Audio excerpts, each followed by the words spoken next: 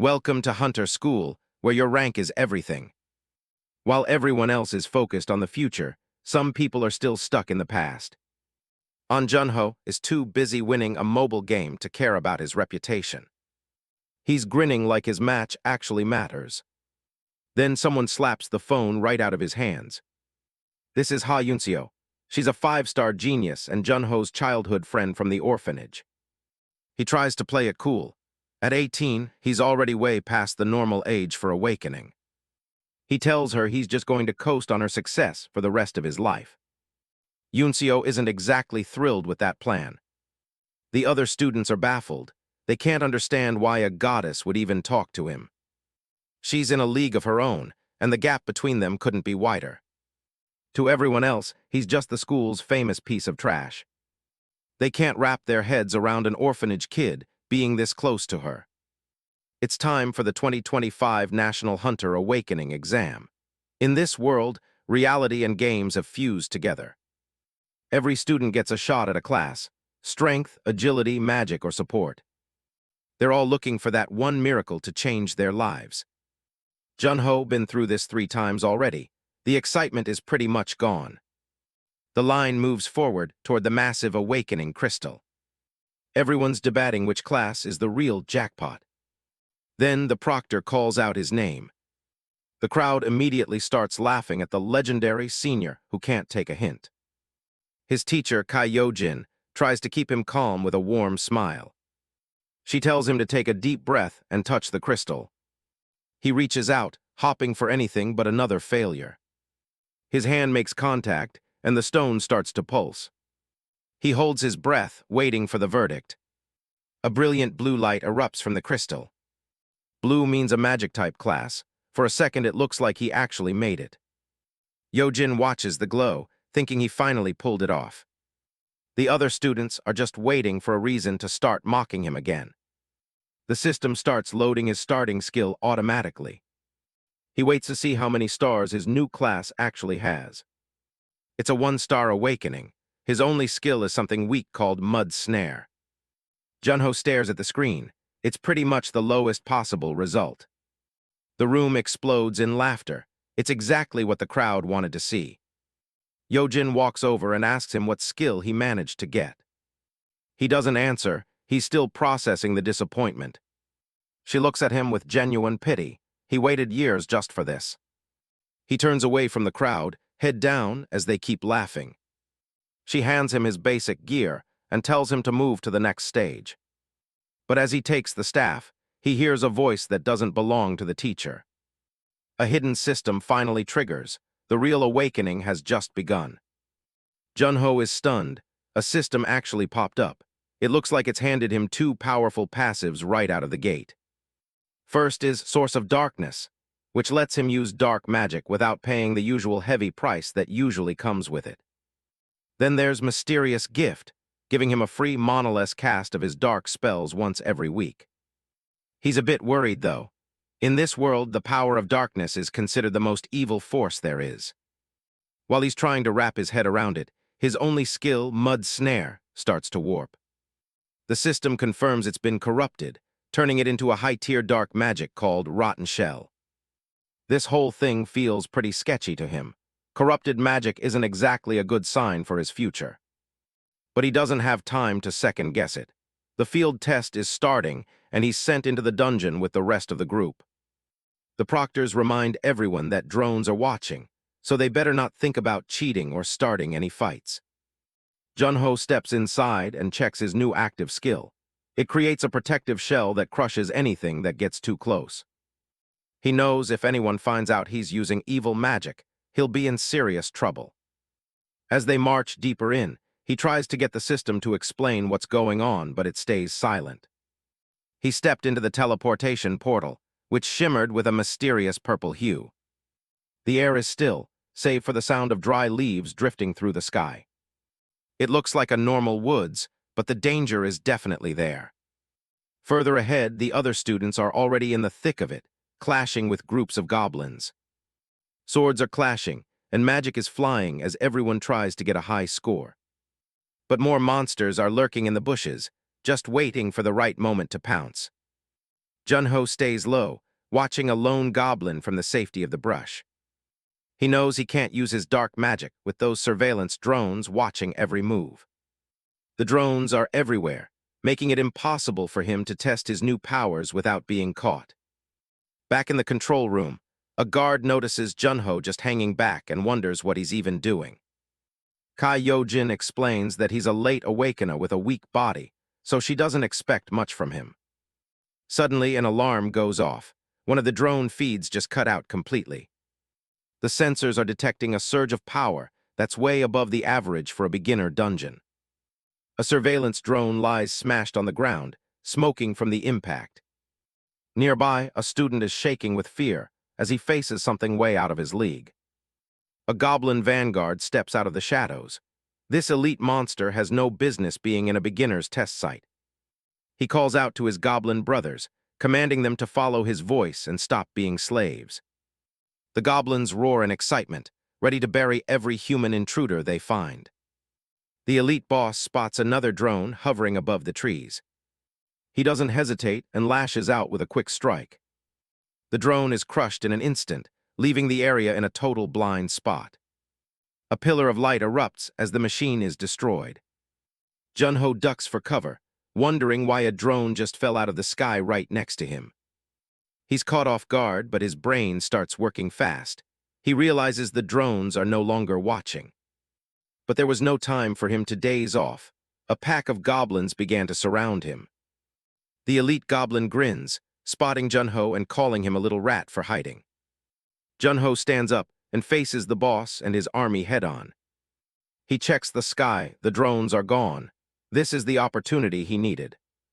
This is his chance to see if the dark magic actually works, and he raises his finger to test it. He unleashes a massive burst of purple energy, preparing to take on the entire goblin squad at once. The goblin vanguard's eyes widen in absolute terror as he realizes he's no longer the hunter, but the prey. Junho stands at the center of a swirling vortex of purple energy, his power far exceeding anything a student should possess. Ghostly, skull-like shadows erupt from the ground, tearing through the goblin ranks like paper. Back in the control room, chaos breaks out as the monitors go dark, and the sensors detect a monarch-class entity. Kai Yojin is visibly shaken. She knows that a monster of that caliber is a city-level threat that shouldn't be here. The one-sprout elite goblin can only scream in horror as the dark magic closes in on him. A massive wave of dark energy consumes everything in its path, leaving only destruction behind. Junho stares at his own hands, fascinated by the incredible power but disgusted by the sticky and queasy sensation of the dark aura. System notifications start flooding in as he effortlessly wipes out the goblin minions with his rotten shell spell. He's amazed by the raw monster-killing efficiency of his new skills, realizing he's stumbled onto something world-changing. Goblins are obliterated one after another, each death feeding him more experience points. The last remaining goblin stares at him in disbelief, unable to comprehend how a mere human wields such overwhelming darkness. The goblin vanguard tries to retreat, but shadowy claws pin him down, sealing his fate. He desperately begs for his life, but there's no mercy to be found in the void Junho has unleashed. With a final, violent explosion of purple light, the elite boss is turned into nothing but a heap of experience points. A status window appears before Junho, showing that he has surged all the way to level 10 in a single encounter. He can't help but grin. Gaining 10 levels at once is practically unheard of in a basic field test. He realizes that hunting elites is the shortcut to power, though he's still puzzled about how such a creature got into the dungeon. Beams of orange light signal that the elite monster dropped some seriously high-quality loot. He picks up the glowing items, realizing they are orange grade, which is incredibly rare for his level. The first item is a Vanguard's badge, an epic-grade accessory that provides a permanent boost to his speed. He also finds a pair of Butcher's Knuckles, another epic-tier item that's worth a fortune. Even though he can't use the knuckles as a mage, he knows selling them will solve all his financial problems. For the first time, Junho feels a real path to strength opening up before him, and he's ready to take it. Suddenly, an emergency broadcast rings out. ordering all students to immediately use their teleport scrolls and withdraw. Junho looks around, the purple haze finally clearing to reveal the total devastation he's caused. He realizes the magnitude of what he just did, and the danger he's in if he's discovered. The lush forest has been replaced by a scorched wasteland full of smoldering craters. He can't believe the sheer destructive force he now commands. Dark magic is even more terrifying than the legends said. The aftermath of his spell is a grim reminder of why this power is so feared by the rest of the world. Seeing other students starting to teleport away, Junho knows he has to vanish before anyone links him to the Monarch class anomaly. Blue pillars of light fill the area as the trainees scramble to leave the danger zone. He quickly activates his own teleport circle, eager to blend back into the crowd of average students. Outside the dungeon, proctors are frantically ushering everyone out, declaring the test officially over. The lead proctor is on edge, worried that they won't have enough reinforcements if a real Monarch-class monster breaks loose. He's baffled by the sensors, which show the massive power source vanished as quickly as it appeared. A cold sweat breaks out on his face as he considers the possibility that the threat might have already escaped the test site. Kai Yo-jin catches up with Junho and whispers for him to stay calm and pretend he didn't see a thing to avoid a panic. She instructs the staff to seal the magic circles and get everyone to safety immediately. She looks at Junho with concern, checking to see if the weak student was harmed in the chaos. Junho plays the part of the confused trainee, rubbing the back of his head and claiming he's perfectly fine. The school is put on lockdown, with classes canceled indefinitely while the authorities investigate the disaster Junho left behind. Junho walks alongside Ha Yunseo, a beautiful girl with long blonde hair and sharp golden eyes, as they discuss the rumors of a school-wide lockdown. He keeps his expression neutral, but internally he's laughing at the fact that the unknown power source the authorities are hunting for was actually his own dark magic. Yunseo misinterprets his silence as lingering fear, assuming he's still shaken up by the elite monster encounter and the abrupt end to their awakening test. Concerned for his future as a hunter, she tells him that solo hunting with defensive magic is a death sentence and orders him to join her guild's run starting tomorrow. With a nonchalant wave and a smirk, Junho declines her offer, insisting that he's actually better off working on his own. Deep down, he knows he can't let her see him using his dark mage skills, as the sinister purple aura and skull shadows would be impossible to explain. Junho tries to look cool and independent with his hands in his pockets, but Yunseo's annoyance is clearly growing as she stares him down. Refusing to take no for an answer, she points an authoritative finger and demands he meet her at the west gate by 8 tomorrow morning. She walks away without another word, leaving Junho reaching out in a panic, his attempt at acting tough having completely backfired. He grabs his head and screams in frustration, wondering if the girl is deaf or just incredibly stubborn. He considers faking a stomachache just to stay home, but he knows Yunseo well enough to know she'd probably drag him out of bed regardless. A devious glint enters his eyes as he begins to formulate a new plan, one that might just let him keep his secrets while dealing with his persistent childhood friend. Junho makes his way to the Central Exchange, a massive facility for hunters to do business. He's got a specific goal in mind: find gear with the mud snare skill to use as a cover for his dark magic. He also needs to offload some of the items he picked up during his earlier fight. As he walks in, a receptionist greets him and asks how she can help. Junho keeps it simple and says he's looking for anything with the mud snare skill on it. The woman isn't impressed. She tells him not to waste his time on such a low-tier skill and offers to show him gear that will actually help him grow. When he insists on the weak gear, she immediately loses interest and calls for someone else to deal with him. She walks away, annoyed that she wasted her breath on a rookie with no ambition.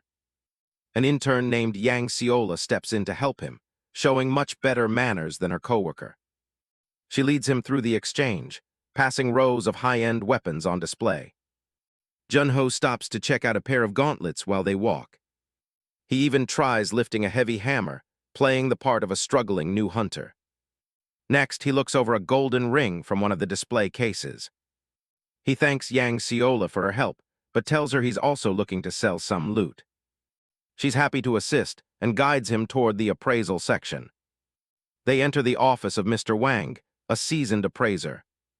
Yang Seola introduces Junho, who pulls out the golden claw and asks what it's worth. Mr. Wang uses an appraisal skill and is stunned to see an epic-grade agility weapon with such low requirements. He notes the 3 open slots, which makes it a perfect, customizable piece for any beginner. Junho plays it cool, just telling the man he wants the highest price possible. Mr. Wang says he'll get in touch with a buyer immediately and tells Seola to take care of their guest. As the boss makes the call, Yang Seola pours some tea for Junho while they wait. A short time later, Mr. Wang walks back into the room with an update. The item sold for 50,000 crystals, leaving Junho with a massive 46,000 after the exchange takes its fee. The amount is so high that Yang Seola can't hide her shock. Junho confirms the transfer and decides to stick around to buy a few more things with his new fortune. Outside the office, the rude receptionist from earlier is bragging about her high standards for customers. Her jaw drops when she sees Junho walking down the hall, side by side with Mr. Wang. A coworker tells her the news. That kid just sold a single item for 50,000 crystals. The woman realizes she just handed a massive commission directly to the intern. She starts screaming about her lost incentive as the reality of her mistake sets in. Junho prepares to leave, and Seola tells him to come back soon and ask for her directly next time. She finally introduces herself properly as Yang Seola before he heads out. The next day arrived soon enough. Junho walks through the city, whistling and looking completely unassuming in his new gear. He had tested the items yesterday and confirmed that their skills stayed normal, making them the perfect camouflage. Now that his cover is set, he's much less worried about anyone discovering his dark magic. He spots Ha Yunseo in the crowd and waves her down. She turns and notices him approaching her group. She's with members of her guild, including a warrior and a mage named Jo Sung-hoon. A fierce-looking berserker is also part of their high-level team. A priest rounds out the party, completing the lineup for their next hunt. Ha Yunseo introduces Junho to her guild members, starting with a massive red-haired warrior and a friendly priestess. The group's mage, Jo Sung-hoon, gives Junho a look of pure disgust, and the warrior doesn't seem much friendlier. Junho feels the heavy atmosphere immediately. He wonders why they're staring him down like he just committed a crime against their families. Jo Sung-hoon ignores him entirely and starts chatting with Yunseo about her upcoming second-class advancement. Junho is impressed to hear she's almost level 60 already. Reaching that rank with a 5-star class is a huge achievement. Sung-hoon pulls out a glowing green vial, telling Yunseo he's got a special gift for her. It's a high-grade speed potion, an epic rarity item that grants a permanent +3 boost to speed. The other guild members are stunned. They know a permanent stat booster is incredibly rare and wildly expensive. Sung-hoon brags that it's worth 20,000 crystals, and he had to call in a lot of favors just to get one bottle. Yunseo tries to turn him down, telling him he should keep such a rare gift for himself. Sung-hoon gets pushy, telling her they have a schedule to keep. He glares at Junho with total contempt. He finally snaps, pointing at Junho and asking if she's really going to waste her precious time on trash like him. Yunseo's patience runs out. She tells Jo Sung-hoon to watch his mouth. Sung-hoon just smirks. He says it's a cold, hard fact that 1-star hunters are trash who stay at the bottom for life. Junho is losing his cool. He wonders why this guy is picking a fight for no reason and briefly considers drowning him in dark magic. The priestess tries to keep the peace, but Sung-hoon tells her to stay out of it. He laughs in Junho's face, telling him he'll never be able to afford a potion like that in his entire life. He tells him to get lost. Junho just waves him off. He mocks Sung-hoon for acting so tough over a potion that only raises stats by a measly 3 points. Sung-hoon and the warrior think he's just bluffing. Sung-hoon bets that if Junho actually has something better, he'll get on his knees and beg for forgiveness. He adds that if Junho is lying, Junho will be the one who has to kneel and apologize. Junho accepts the challenge, telling the mage to get ready to grovel as he reaches into his storage. A massive gold badge starts to glow in Junho's hand. He holds it out and says it's a gift for Yunseo. Yunseo is completely floored. She's never seen an item with this kind of energy before. The others are in total shock. It's the Vanguard's badge, an epic grade item that permanently raises stats by 100. It's completely broken. Junho tells her she'll see just how powerful it is once she tries it out. Yunseo hesitates, but Junho lies and says he just found it lying around and wanted her to have it anyway. The other guild members are so excited they're practically screaming for her to hurry up and use it. As soon as she activates it, a massive pillar of golden light erupts from her body. Everyone watches in stunned silence, their jaws hitting the floor as they witness the transformation. Yunseo looks at herself, feeling the massive surge of power. Her stats really did jump through the roof. The priestess is beside herself with joy for her friend. Sung-hoon and the warrior are still trying to process it. They're convinced a loser like Junho must have stolen it from somewhere. Junho just cleans out his ear, telling Sung-hoon to stop whining and smack his forehead on the ground for everyone to hear. Yunseo steps in and reminds Sung-hoon that a deal is a deal and he needs to apologize. Sung-hoon is cornered. Sung-hoon is trembling with rage and humiliation as the other guild members watch him closely. A heavy thud echoes through the air as his knees finally hit the pavement. He's actually doing it. Sung-hoon grovels on the ground while Junho stands over him, enjoying every second of the petty victory. Junho waves a casual goodbye to the group, thanking them for the entertainment before heading off. Yunseo catches up with him and apologizes for her guild members' behavior, but Junho tells her not to worry about it. He gives her a bright smile and tells her to focus on her own goals instead of worrying about him. Inwardly, he's just glad to finally have some privacy for his training. Yunseo gets worried and tells him not to give up on being a hunter just yet. Junho just thinks about how much more he's capable of. Who said he ever gave up? Before he can leave, Yunseo stops him and tells him to take this. She pulls out a small book for him to take. Yunseo pulls out 2 epic-grade skill books to give to Junho as a thank you for the badge he gave her earlier. Junho is surprised by their high rarity, but Yunseo insists they're nothing compared to the powerful gift he shared with her. With a bright grin, Junho happily accepts the books, knowing they'll be incredibly useful for his growth. The scene shifts to the dungeon, gloomy graveyard outskirts, a desolate place filled with thick fog and a distant, ominous castle. The silence is broken as rotting zombie hands claw their way out of the earth, followed by a horde of axe-wielding undead. Suddenly, flashes of brilliant blue energy slice through the air with lethal precision. The zombies are torn apart in seconds, their decaying forms no match for the speed and power of the attacks. Yunseo lowers her glowing bow while Junho sits comfortably on the sidelines, cheering her on with a lazy, nice tilde. Internally, Junho is bored. These low-level monsters don't give him any EXP anymore, but he has to hide that he's already level 10. Yunseo's phone suddenly rings, pulling her away from the battle as she feels a vibration from her gear. It's the priestess from her guild calling with urgent news. The corrupted Lick boss is about to spawn. The guild members are gathered and ready. The priestess tells Yunseo it's a rare opportunity she can't afford to miss. She asks if Yunseo is coming to join the raid. They need her power to take down a boss of that level. Sung-hoon shouts in the background, his greed clear as he mentions the incredible magic items the Lick is known to drop. Yunseo looks at Junho, feeling conflicted about leaving him behind in the middle of a dungeon. Junho senses her hesitation and tells her to go. He tells her he'll be fine and might even try to get some levels off the boss himself.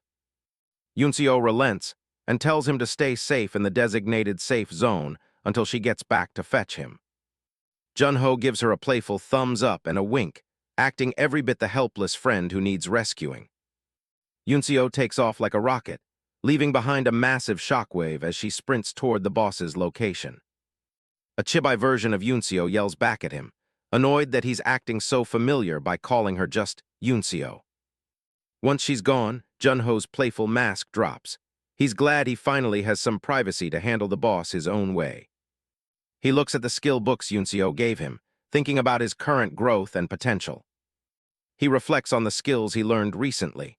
In his mind, the more dark magic skills he has, the better.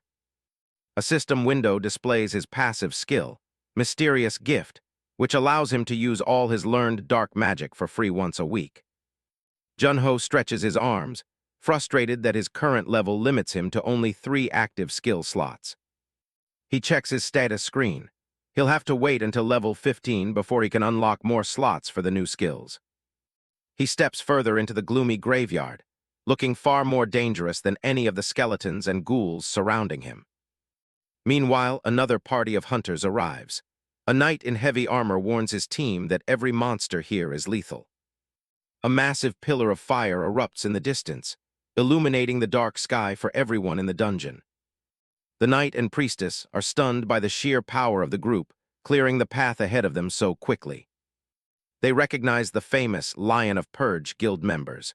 Realizing they're competing with Yuncio and Sung-hoon, they give up on the boss. Yuncio and Sung-hoon's team is tearing through the undead. Sung-hoon is in high spirits, declaring the boss's loot as his own. Sung-hoon unleashes a massive, crackling golden lightning spell, mocking any half-baked parties who think they can compete. The red-haired warrior is amazed by Yuncio's performance. The stat boost she got from Junho's badge has made her terrifyingly fast. The scene shifts to the gloomy graveyard Inner Depths, where a ruined, glowing tower stands as the final destination. A massive vortex of dark purple energy begins to swirl in the sky above the tower's peak. Junho arrives at the tower instantly, thanks to a high-tier spatial magic skill he's mastered. A notification confirms he has learned Dark Dash, a powerful dark magic skill that allows for near-instant movement. In the darkness of the tower, a gigantic, sinister eye snaps open, sensing the presence of an intruder. The corrupted Lick emerges from the shadows. It's a skeletal titan wearing a crown and draped in tattered royal robes. Junho isn't intimidated at all. He waves at the towering undead king with a casual greeting. Enraged by the mortal's lack of fear, the Lick raises its hands and unleashes a devastating torrent of green soul fire. The corrupted Lick's green soul fire detonates in a massive explosion, engulfing the area in spectral flames. The magical fire dissipates quickly, leaving behind only wisps of lingering smoke on the scorched ground. "Arrogant adventurer," the Lick rasps, its hollow eyes burning with a menacing red light. "You dare come here alone?" Junho effortlessly leaps through a vortex of his own dark energy, looming over the skeletal boss with a confident smirk.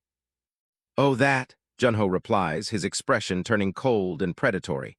"I just don't feel like sharing the loot with anyone else." Before the Lick can react, Junho is already right beside it, channeling a terrifying amount of mana into a new, corrupted spell. A system interface shows one of the skill books from Yuncio being transformed into a dark magic variant. Fire Rain, Dark Magic. Junho hovers in the sky, summoning a torrential rain of purple meteors that pelt the Lick and its surroundings with relentless force. The entire tower is consumed by a violent purple blast as the dark magic reaches its peak intensity, shaking the dungeon to its core. The barrage continues for several seconds, pulverizing the ground and leaving nothing but dust in the wake of the meteors. Junho stands calmly amidst the settling debris, watching as a long list of defeated, undead minions scrolls through his vision. A celebratory notification rings out. The corrupted Lick is dead, granting him enough experience to reach level 30 instantly. He examines the epic-grade loot hovering before him, calculating which powerful items to keep and which to sell for a profit. Deciding to use one of the most valuable drops, Junho reaches for the Lick's badge, prepared to sacrifice some HP for a permanent power boost. As his fingers touch the item, a specialized system message alerts him to a hidden property within the badge. The system reveals that he can now choose between 2 incredibly rare hidden jobs: Spectral Shaman or God of All Attribute Magic. Junho's eyes widen as he realizes the magnitude of his discovery. The badge was the key to a path most hunters could only dream of, and now he has to make a choice. Junho is feeling pretty good about himself. He thinks God of All Attribute Magic just sounds a whole lot cooler than any other option. Back in the dungeon, Ha Yunseo looks like she just saw a ghost. A massive wave of magical energy hits them. Jo Sung-hoon isn't taking any chances and orders an immediate retreat. Sung-hoon is practically screaming at everyone to get out before they die for nothing. He's furious. Absolutely nothing is going according to plan today. Yunseo immediately grabs her phone. She needs to get a warning to Junho before it's too late. She sees a message from him. He already left because something came up. Meanwhile, Junho is standing in front of the advancement hall, ready to move up in the world. He heads inside, but the place looks completely deserted. He spots someone at a desk and heads over. The receptionist looks up from her computer and asks if he's there for a class advancement quest. She starts pulling up his file. Name An Junho, age 18, occupation 1-star mage. She's not exactly impressed. Starting your first advancement at 18 usually means you aren't a natural. She leads him down the hall, telling him the room for mages is this way. She drops him off at a glowing chamber and tells him she'll wait outside while he follows the procedure. While she's waiting, a guy in heavy armor walks up to her. He's got some bad news. Their investigation into the gloomy graveyard dungeon shows it's at least Monarch class. The receptionist is stunned. 2 Monarch class incidents in just 2 days is unheard of. She tells him they've already called in the Shadow to handle it. Inside the chamber, Junho looks at his choices. First is the A-rank Spectral Shaman quest.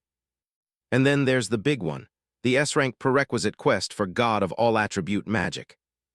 2 choices, it's not even a contest. He's going for the S-rank quest. He gets the confirmation and starts heading out. Having a hidden job really pays off. He's got 3 full days to wrap this up, so there's no rush. On his way out, a different receptionist tells him to have a nice day. Junho stops for a second. He notices she's not the same person who checked him in. Meanwhile, a dungeon entrance has been absolutely demolished. A lone figure stands in the wreckage of what used to be a tomb. A couple of hunters are watching from a distance, whispering about seeing a member of the Shadow in the flesh. They know the Shadow is made of elite hunters with hidden jobs who can tap into dark magic. These guys only show up for the most dangerous, top-secret missions. The figure, Tempest of Shadows, looks down at the destruction, clearly annoyed. Even though the fight is over, she can still feel a massive amount of dark energy lingering in the air. She tells the investigators that whoever did this vanished the second the dungeon collapsed. One of the men thinks this is just the beginning of some major disaster. Tempest of Shadows is calling for backup. Even she is getting a headache from this. An official asks if she's sure a monster was responsible for all this. She turns on him, asking if he's implying that someone like her, a mutant, did it. She shuts that theory down fast. No human body could ever survive holding that much dark power.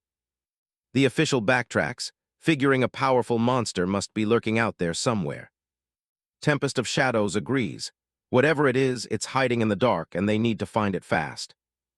Back at his place, Junho is peeking through his curtains. He feels much safer in the dark anyway. Reaching level 30 just gave An Junho 4 more skill slots, and he's not wasting any time. He starts with the skill books he got from Ha Yunseo. A new passive skill pops up, Corrupted Blessing. This one's a game changer. It automatically absorbs 100% of damage through Rotten Shell, and even regenerates when the heat is off. Junho realizes he can combine his dark magic with low-tier spells to craft entirely new skills. Basically, he's a walking fortress now. He cracks open the next book to see what else he can add to his arsenal. He unlocks another passive, Elemental Mastery Earth. It gives a solid 20% boost to all his Earth attribute magic. Looking at his skill tree, he sees his slots are still mostly empty since everything he's got is a fusion skill. Time for a shopping trip to the exchange. He heads over to the Central Exchange, a massive skyscraper that looms over the city. Inside, Junho is looking a lot more confident as he walks through the lobby. A receptionist immediately recognizes him as the high roller from last time. He asks if Yang Seola is around to help him. The lady says Seola is busy with another client and offers to handle his business herself. Junho isn't interested. He politely declines and says he'll just look around on his own. The receptionist is fuming. She can't believe a guy actually turned her down. She's taking it personally, wondering if he really thinks Ciola is that much better. She follows him anyway, insisting that this section of the exchange is her territory. Suddenly, he hears someone running toward him. It's Ciola, and she's out of breath. Junho asks if she's finished with her other customer. She tells him she wasn't even working. She was on her lunch break when she heard he was there.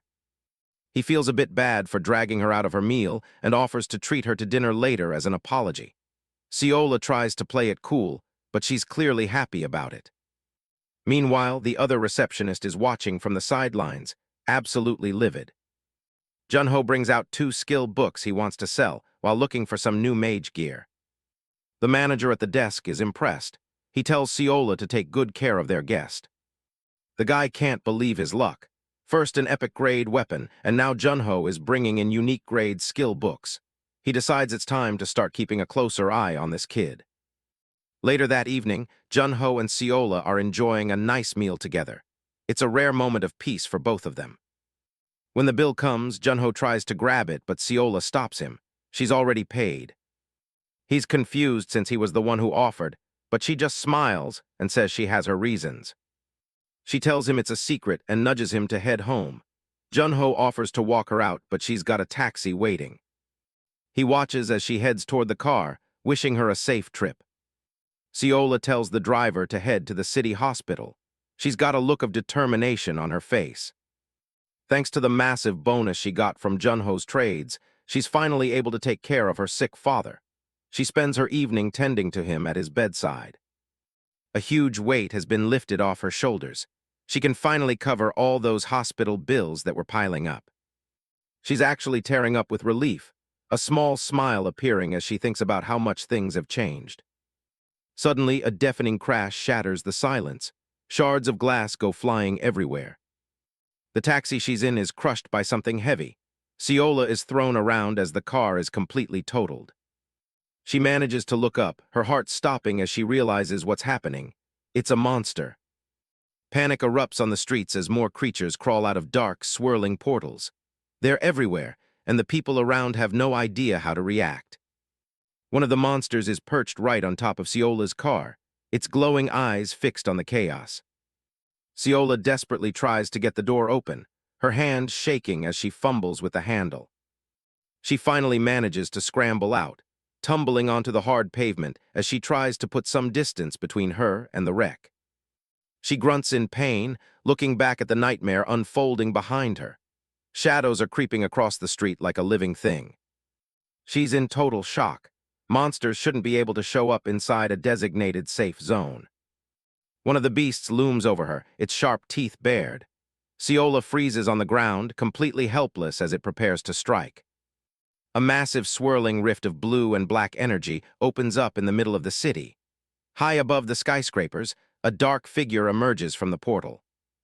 The mutant/chosen of darkness wears a sinister grin, a skull pendant dangling from his neck. A sudden burst of golden energy illuminates the battlefield, signaling a shift in the fight. A monster is caught in the blinding shockwave of the blast, its form silhouetted against the light. Yang Ciola desperately tries to cast a spell, her stats identifying her as a level 34 mage. A monster lunges at her with a blade-like arm, and she screams in terror as the attack comes down. At that exact moment, the man charged into the fray, his sword glowing with blue energy as he intercepted the monster's strike. He yells at Ciola to find a safe place to hide while he tries to hold off the threat. The man realized the area was being corrupted. The dungeon was merging with reality at an unprecedented and dangerous rate. He thinks back to an administrator's warning, realizing a powerful monster has appeared just as they feared. A dark, clawed hand swipes through the air with lethal speed, barely missing its target.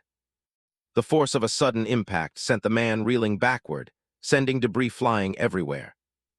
The man struggled to his feet, staring at the person he assumed was just another mutant. The man retorts that he is far superior to any simple mutant.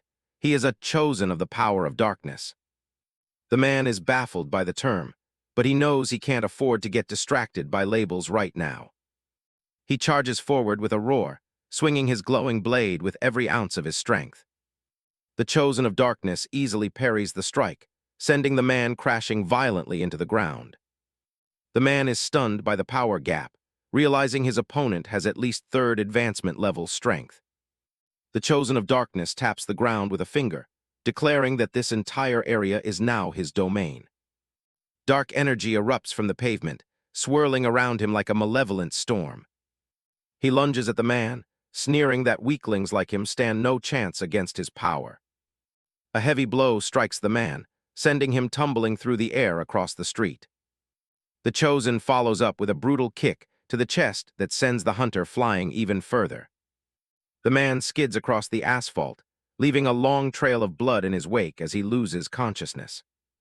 The Chosen laughs maniacally, feeling an endless supply of dark power welling up within him from the land. Suddenly, he stopped laughing and looked toward the pendant, his face turning pale as he stammered an apology. A voice booms from the crack, reminding him that his power is merely a gift that can be revoked at any time. The arrogant warrior is immediately humbled, bowing deeply before the manifestation of his master. A dark presence begins to squeeze through the narrow rift, its aura suffocating and heavy. A terrifying skeletal head with glowing red eyes emerges from the void, staring down at its servant. The entity looms over the Chosen, its form made of pure darkness and absolute malice. It commands him to prove his worth by completing the mission he was assigned. The shadow orders him to offer up every human in the city as a sacrifice to the world where it reigns. "As you command," the Chosen replies, his forehead pressed against the cold ground in total submission. In another part of the building, a hand pulls back the curtain of a doorway. An Junho steps out of the restroom, looking calm and composed despite the carnage beginning outside. An Junho's purple eyes narrow as he takes in the sight of the sudden destruction around him. Standing at the entrance of the restroom, he wonders aloud how everything could have gone to hell in the short time he was away. The monstrous entity, with its jagged teeth and glowing red eyes, looms over the broken and defeated Jo Sung-hoon. Sung-hoon lies incapacitated in a pool of blood, his sword discarded nearby as his strength fails him. The beast's gaze snaps toward Junho, its eyes burning with a murderous intent as it finds its next target. It lets out a thunderous roar and lunges at Junho, who stands perfectly still in the face of the charging monster. Just as the creature is about to strike, the asphalt beneath it shatters under an immense, sudden pressure. A massive pillar of energy erupts from the ground, engulfing the beast and launching it into the air with a violent, earth-shaking blast. An Junho puts his new skill to the test, summoning a massive wall of thorns. It's the Thorn Wall skill he just acquired. He spent a fortune on the weapon, but getting a skill that synergizes with his earth elemental mastery makes it worth every penny. He steps into the fray, ready to deal with the chaos. The entire place is overgrown with destructive roots from the sudden dungeon outbreak. That's when Ju Kanghyuk shows up in his mutant form, mocking Junho for being a lucky little rat. A sudden shockwave rocks the area. Ju Kanghyuk lunges forward, swinging a massive, mutated dark arm. The beast thinks he's landed a finishing blow. But when the dust settles, Ju Kanghyuk is the one looking horrified. Junho didn't even flinch, stopping the giant claw with a single hand. The mutant is sweating bullets, wondering how some kid just blocked his full power strike. He senses it now, a power of darkness that completely dwarfs his own. To Ju, Junho doesn't even feel human anymore. He's something far more dangerous. He's looking at a presence more terrifying than death itself. Junho stays calm, casually weighing whether he should even bother using his dark magic here. He's completely unbothered by the monster in front of him. With a simple flex, he shatters the mutant's arm into pieces. Terrified, Ju Kanghyuk begs his master for help, only to be told he's on his own.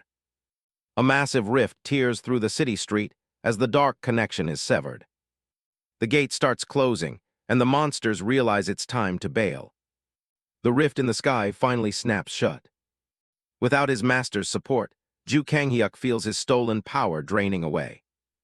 Junho just watches with those glowing purple eyes, looking totally satisfied. Turns out, mutants, are just people who lucked into hidden darkness jobs when they awakened. They're strong, sure, but they're completely dependent on that dark protection. Once that protection is gone, they break down pretty fast. Junho lets out a long breath now that the fight is over. He's glad his corrupted blessing let him focus entirely on dealing damage. But he can't hang around. He needs to grab the loot and vanish before the authorities arrive. The battle left the building in total ruins. A high-ranking hunter, known as Tempest of Shadows, arrives with her team to survey the damage.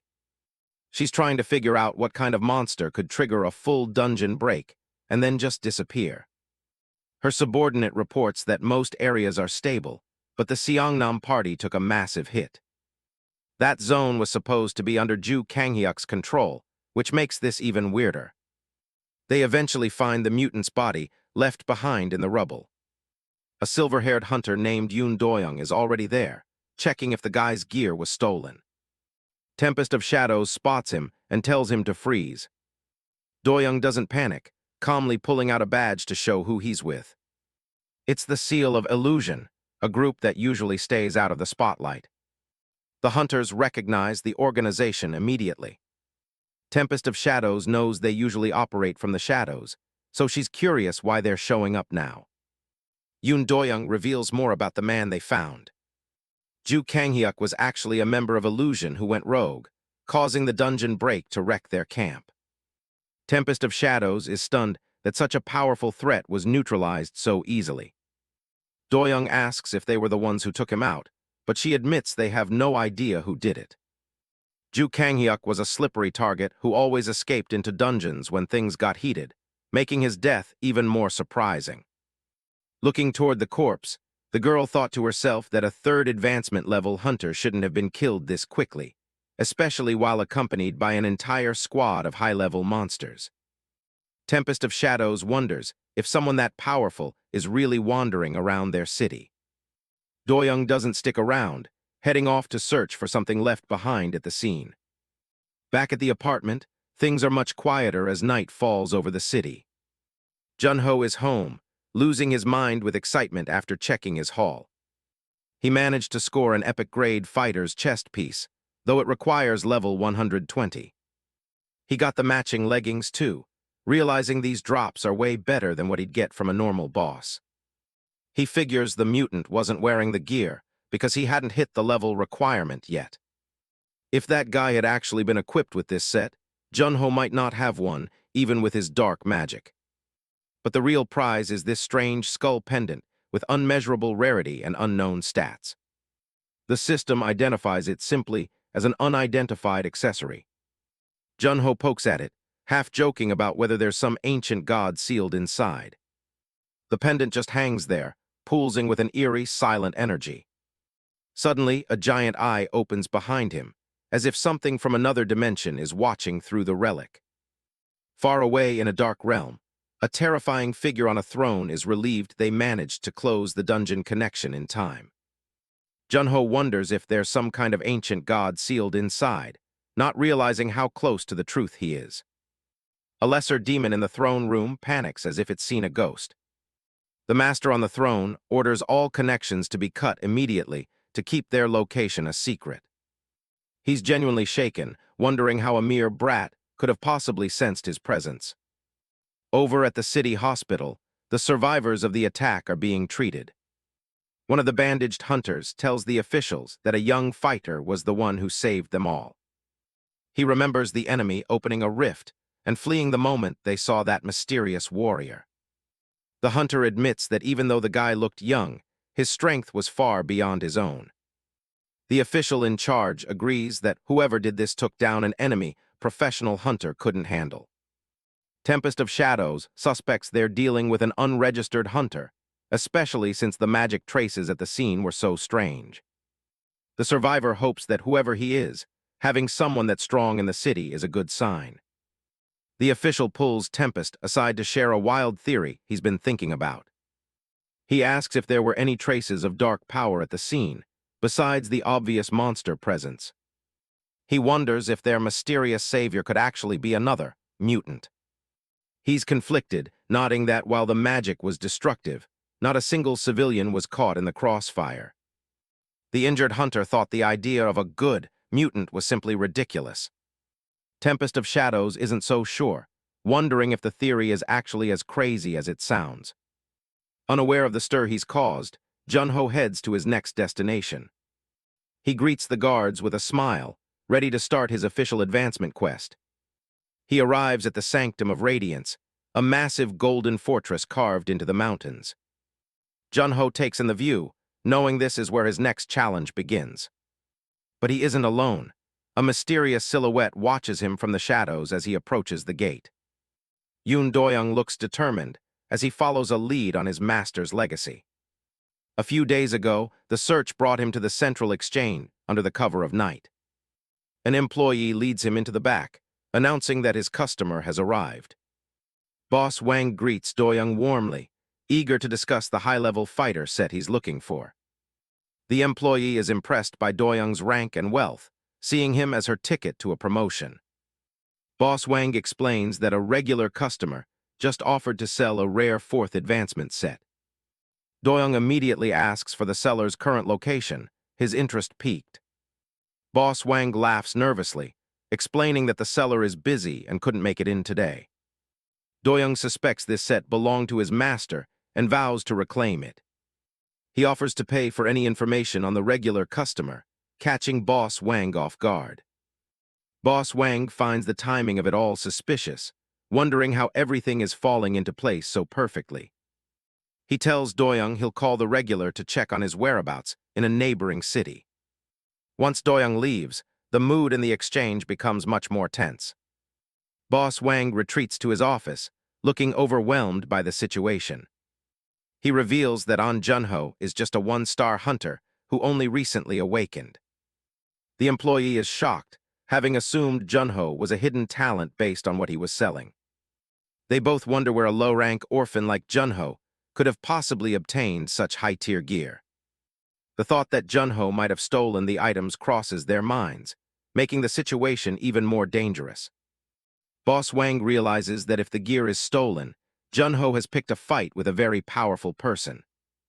He imagines the high-ranking fighter showing no mercy once he tracks Jun-Ho down. The employee figures that watching a thief get what he deserves will be quite a show. Back in the present, Yoon Do-young keeps a close watch on Jun-Ho from a distance. He finds it hard to believe someone so young could be responsible for stopping a dungeon break. He remains cautious, knowing he's either dealing with an expert or a hidden monster. Jun-Ho continues his journey, oblivious to the eyes following his every move. He arrives at the entrance to the Sanctum of Radiance, where low-level monsters roam. As a bright light envelops Jun-Ho, Do-young prepares to analyze the gear he wears. To Do-young's surprise, Jun-Ho appears in nothing more than simple amateur clothes. He can't help but find the look way too ordinary for someone of Jun-Ho's supposed caliber. He suspects it might be a clever disguise used to blend in with the rookie hunters. To ensure he doesn't lose his target, Do-young decides to use a tracking skill. He activates Mystic Mark, a skill that allows him to track a target without them knowing. He focuses the mark on Jun-Ho's clothing, ready to follow him anywhere. Do-young follows Jun-Ho into the dungeon, still questioning why an expert would bother with trash mobs. Jun-Ho walks through the corridor with a calm and steady demeanor. His face remains neutral, showing no fear of the dangers ahead. Suddenly, a massive surge of magical energy erupts in the middle of the dungeon. A powerful attack is launched, but it seems to have no effect on Jun-Ho at all. Watching from the shadows, Do-young is stunned by what he sees. He recognizes the legendary Absolute Defense, a skill said to be impervious to any attack. Even the monsters in the area seem to sense his overwhelming power and avoid him. Jun-Ho walks on, leaving behind a trail of terrified creatures and a bewildered stalker. Yoon Do-young watches from a distance, shocked to see Jun-Ho standing before the dungeon's final boss. Jun-Ho takes in his surroundings, satisfied that he is alone and free to act. He stands before a massive, stone-faced statue that looms over the chamber. Do-young noticed something strange. Suddenly, the massive statue was shaking in fear, breaking out in a cold sweat. but Junho just turned and walked away, muttering to himself that this boss wasn't the one for his quest, leaving the boss to let out a huge sigh of relief for having just escaped a total disaster. After scouting around several bosses, he finally arrived at the right chamber. Junho braced himself, knowing that the real challenge was about to begin. Suddenly, a majestic armored figure with golden wings descends from above. The entity radiates power, its intricate armor and wings shimmering in the light.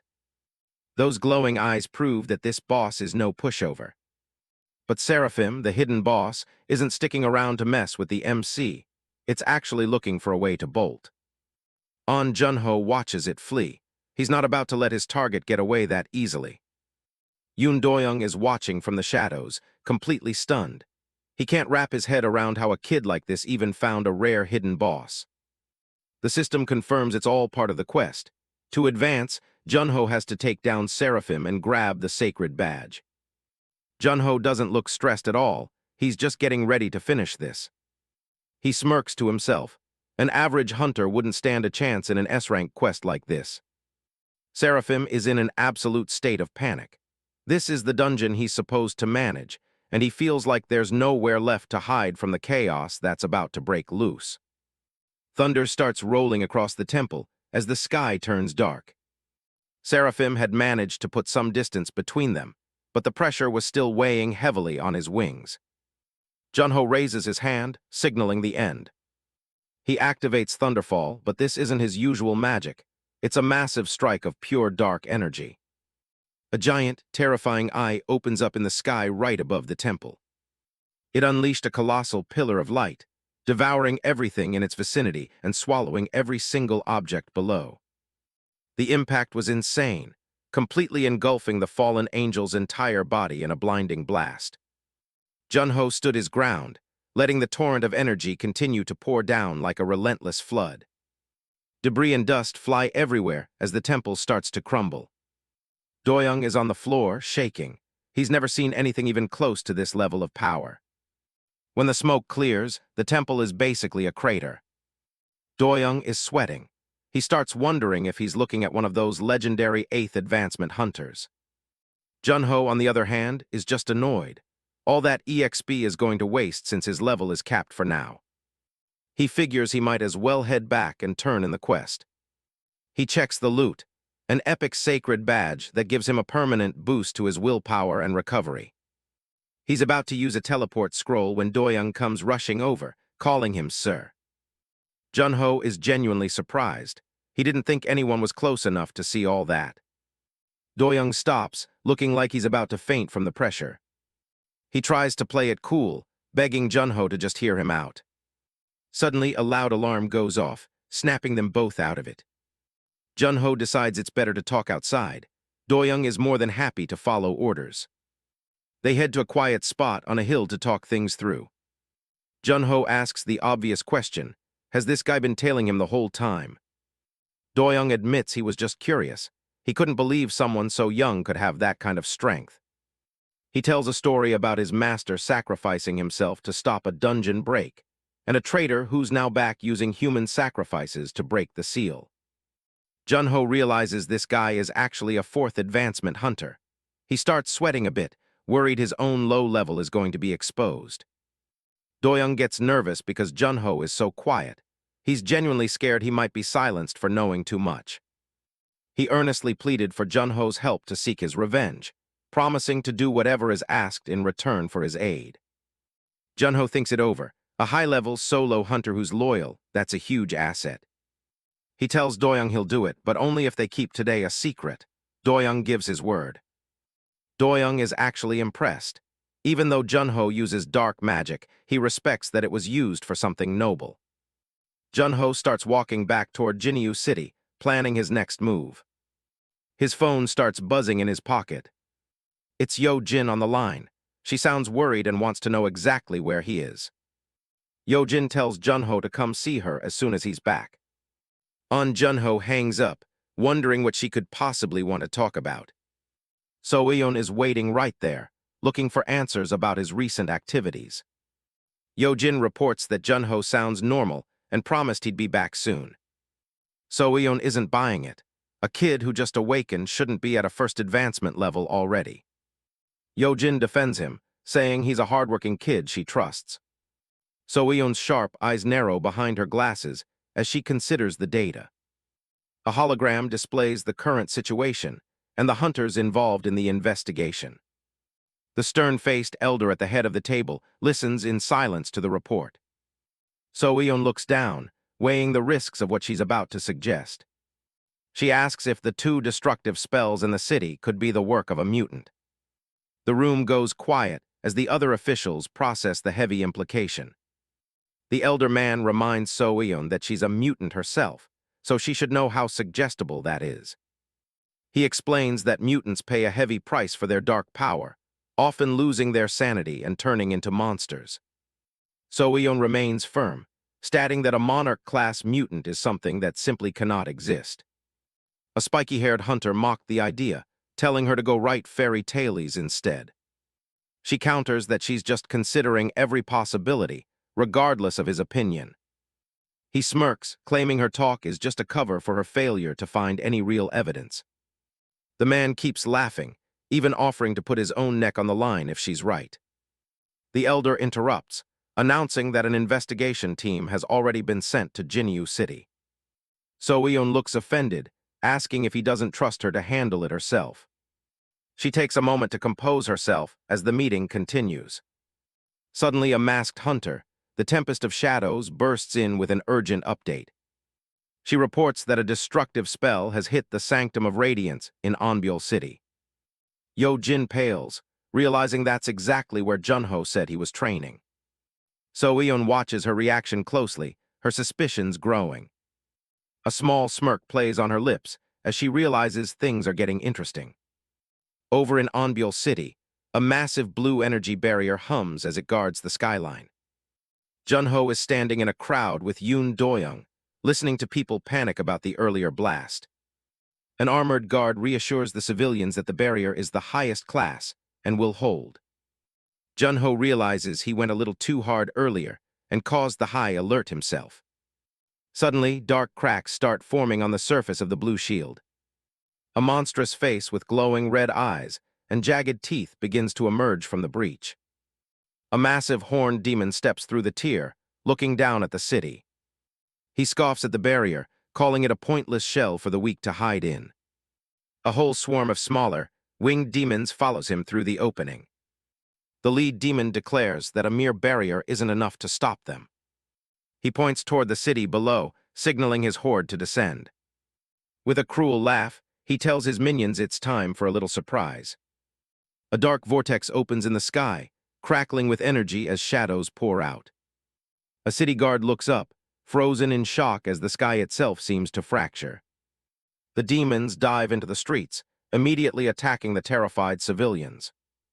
People scream in terror, desperately trying to escape the monsters that have appeared within the city. The city guards are in shock, unable to understand how the monsters bypass the intact barrier. In the chaos, the fleeing crowd pushes and shoves, causing more panic and injury as they scramble for safety. Yoon Do-young radiates a powerful aura, his eyes sharp and focused as he prepares for combat. He warns Junho that this is likely another major dungeon break, similar to the one in Jinyu City. Do-young looks back at Junho, waiting for his command or a sign that he's ready to engage. Junho acts surprised, wondering out loud who could possibly stop monsters this powerful. Do-young stares at him, knowing Junho's true strength and realizing the question is just a test of his own resolve. Do-young won't let his guard down. He knows Junho won't just stand by if things spiral out of control. Do-young confidently steps forward, vowing to handle the situation himself. Junho watches him go, relieved that someone else is taking the lead so he doesn't have to reveal his power in front of everyone. A massive explosion rocks the area as a demon lands among the fleeing crowd. The demon laughs cruelly as it looms over its next victims, reveling in their fear. An archer fires a shot, but the demon easily deflects it with a contemptuous click of its tongue. The demon swats away the projectile as if it were nothing more than an annoying insect. A city guard charges in with his sword raised, but his bravery is no match for the demon's power. With one swift blow, the demon shatters the guard's weapon and sends him flying. The fallen guard watches in horror as his fellow defenders are easily cut down. A citizen cowers in disbelief, realizing the city's defenses are completely useless against this monster. The lead demon mocks the humans, disappointed by how weak and boring they are. Panicked civilians continue to scream and run for their lives as the demon draws closer. The monster singles out a young woman, its shadow looming over her as it raises its blade. The demon roars that they are all trash, without exception, as it prepares to strike. Before the blow can land, a brilliant blue streak of light intercepts the attack. The demon is taken by surprise, as its powerful swing is suddenly blocked.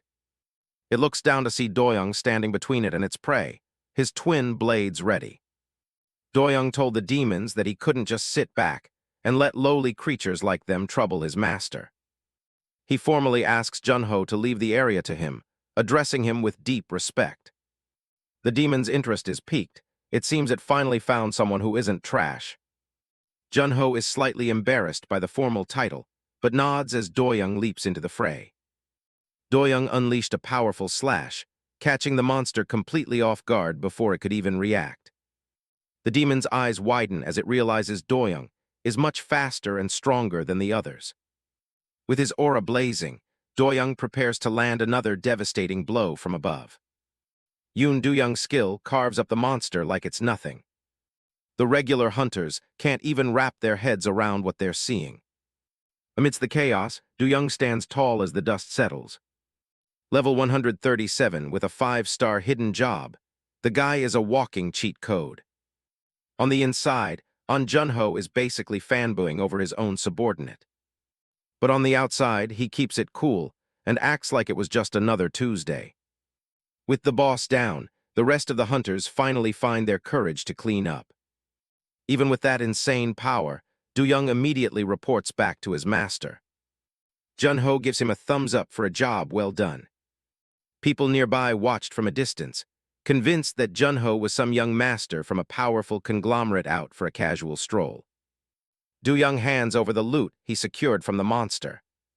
The crowd loses it when they see the orange glow of a high-tier drop. A high-agility skill book. Junho already knows this is going straight to Ha Yunseo later. This shield, on the other hand, is destined for the nearest exchange for a fat stack of cash. That's when the mayor and his guards decide to make their move. The city's leader doesn't waste time and bows deeply in gratitude. He introduces himself as Cha Dongmyung, clearly trying to get on Junho's good side. Junho plays it off like they were just caught in the wrong place at the right time. Do-young's cold stare makes the mayor wonder if he just said something offensive. The guy starts sweating buckets and apologizing for the city's mistakes. To make it up to them, the mayor orders a rare flight scroll to be brought out immediately. Junho recognizes how valuable a flight scroll is for someone with a tight schedule. The mayor shoots his shot and asks if they can stay a few more days to help with defenses. But Junho isn't interested. He's got his own advancement quest to worry about. One dark look from Do-young is enough to make the mayor rethink his request. The assistant rushes over with the promised compensation. On top of the scroll, the mayor presents a VIP black card from the Central Exchange. Junho is genuinely impressed by the exclusive perks that come with a card like this. He tells the mayor he'll put it to good use.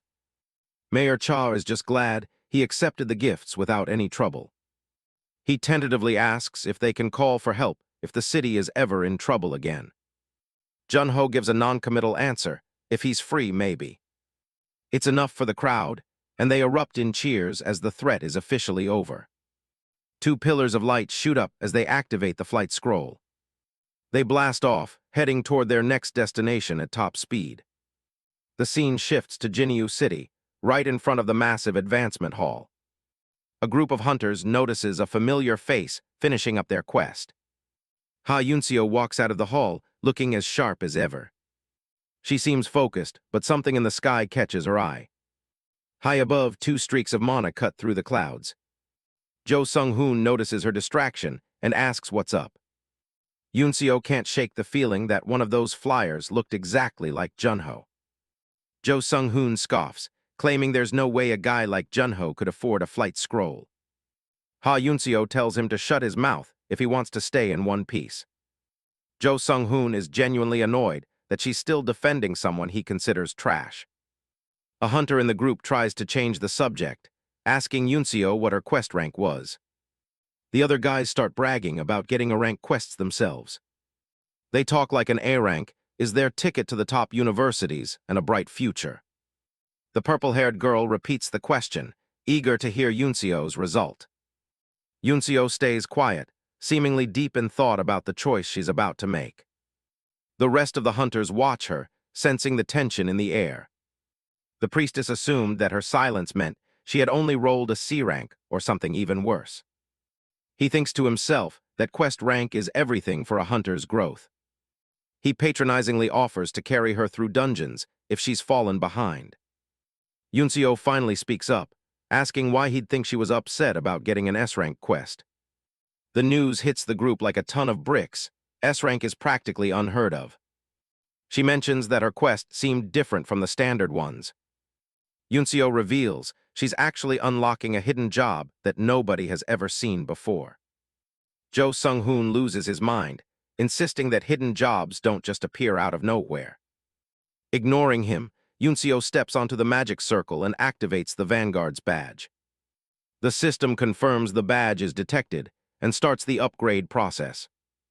Her old class is discarded as the transformation begins. The system announces her new identity, Blade Shadow. A glowing icon of the badge floats in the center of her vision.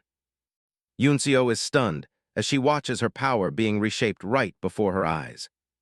She realizes that Junho must have known exactly what he was doing when he gave this to her. She remembers how confident he looked when he handed over the gift. Without a second thought, she hits the confirmation button on the floating screen. She casually explains the miracle to her stunned companion. Jo Sung-hoon is screaming that she's going to ruin her life with a system error. Yunseo doesn't care. It's her life and she's taking the risk.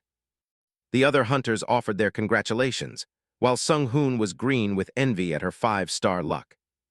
Jo Sung-hoon is seething, swearing that he'll find a badge for himself no matter the cost.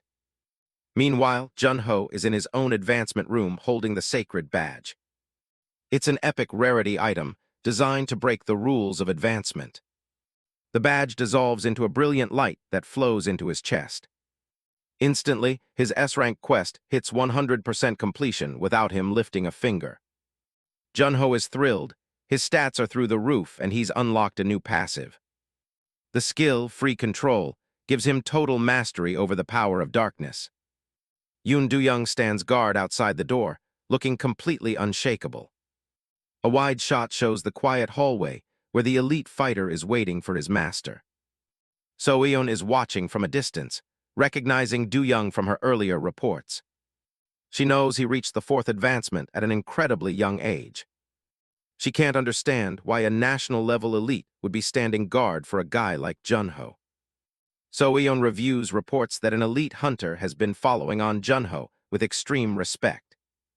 She recalled the instructor's warning that underestimating Junho would be a fatal mistake. A memory flickered as she assured her friend that she would personally meet Junho to investigate. Despite her duty, the instructor truly believed that Junho wasn't the type of person who would ever become their enemy. Kai Yojin spots Junho and Yoon Do-young walking together, looking like they don't have a care in the world. Junho turns around in surprise as he hears his name called out from behind. He's relieved to see Kai Yojin, greeting her with a friendly smile. She asks if they can talk about what happened earlier, while Do-young stands guard in the background. Do-young respectfully offers to wait nearby, addressing Junho as Sir, and leaving him flustered.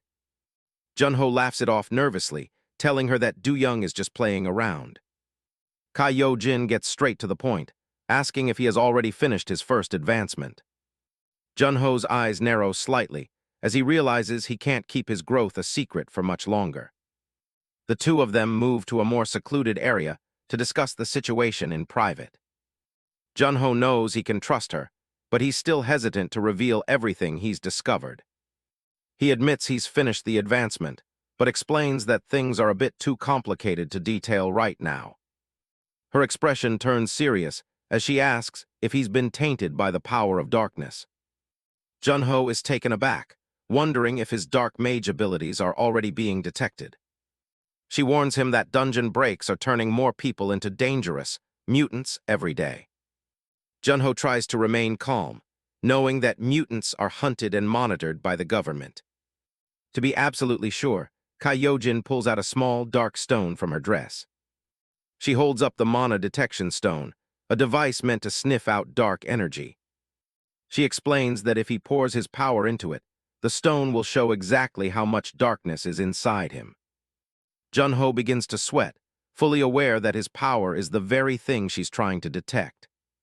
Kaiyojin watches him intently, her suspicions rising with every second of his hesitation.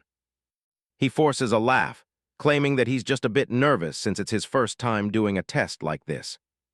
As he touches the stone, sparks of energy fly from his fingertips. Suddenly, the stone shatters with a violent explosion, sending debris flying everywhere. Junho yells in mock terror, acting as if the explosion was a terrifying surprise.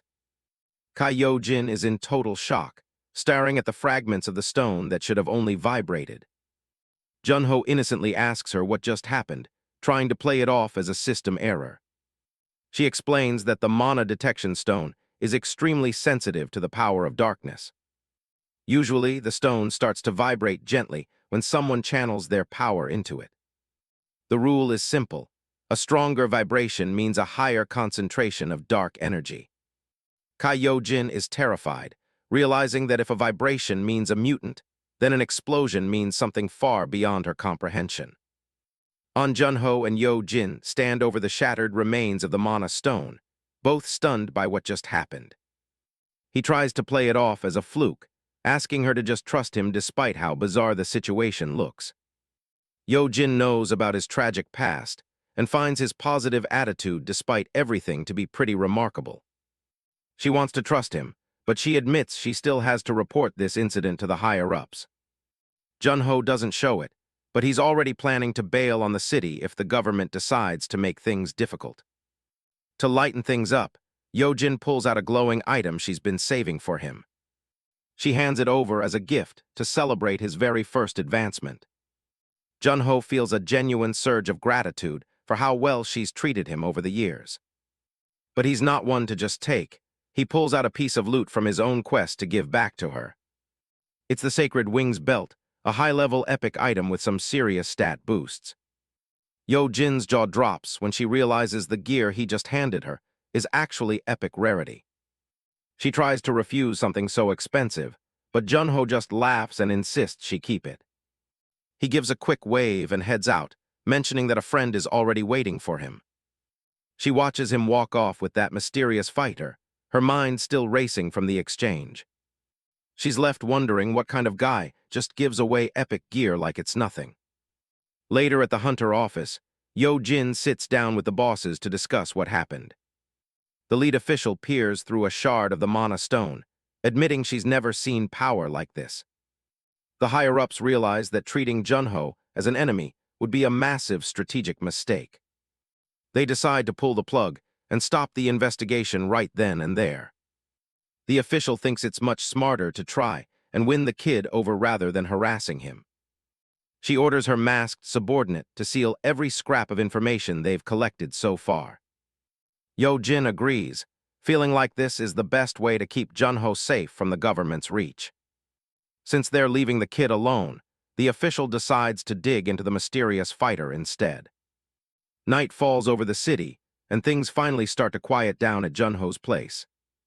Yoon Do-young notices that despite the news, Junho doesn't exactly look thrilled. Junho's just lounging on the couch, relaying the text about the investigation being dropped. Do-young's confused, thinking that sounds like the perfect outcome for them. But Junho is worried. Every time he clears a dungeon, it turns into a massive scene. Do-young realizes that his boss is dealing with problems on a level regular people can't even touch. He suggests a new strategy, leveling up in dungeons that aren't officially approved by the government. The world is currently being flooded with new anomalies that the authorities can't keep track of. Some of these spots are hidden deep in the wilderness or run by shady underground groups. Doyoung explains that there are plenty of places where they can hunt without any surveillance drones. Junho likes the sound of that and asks if Doyoung knows where to find them. Doyoung's got a few leads already and offers to do some more digging. Junho decides it's a go, knowing Doyoung can handle the public stuff while he stays in the shadows. He pulls out his VIP black card, planning to head to the exchange and sell off his loot tomorrow. Meanwhile, Doyoung heads back to the quick hotel to get some rest. He's already planning to start looking for a permanent house for them first thing in the morning. The next day, a man in a suit greets Doyoung and leads him through the hotel. He's introduced to Jang Huyol, the mayor of Jinyu City, who's grateful for his help during the dungeon break. Doyoung sticks to the plan and confirms that he intends to stay in the city for a long time. Jang Huyol pulls out a special red ID card, explaining that it grants the highest level of privileges in the city. Yoon Doyoung takes the card, looking every bit the professional powerhouse the city needs. The mayor mentions that other cities tried and failed to recruit him, feeling smug that Jinyu came out on top. Doyoung accepts the offer with a simple thanks, tucking the new ID away. They seal the deal with a handshake, with Huyol insisting that providing support is the least they can do. Doyoung thinks to himself that this special card is going to be incredibly useful for Junho. The mayor is practically beaming, thrilled that his city's safety is basically guaranteed now. He even offers to handle Doyoung's housing personally, so he doesn't have to keep staying in hotels. Back at home, Junho finally sees the victory screen on his game and decides to call it a night. He realizes it's gotten way later than he thought and figures he should probably head to bed. But his class group chat is still blowing up even in the middle of the night. Everyone is stressing about their levels. Most are stuck in the mid-20s and worried about the city's dungeons being sealed. Junho thinks about how they all awakened years ago, yet he's already passed them in just a few days. One of his classmates calls him out for being too relaxed and playing games while everyone else is panicking. Junho isn't bothered.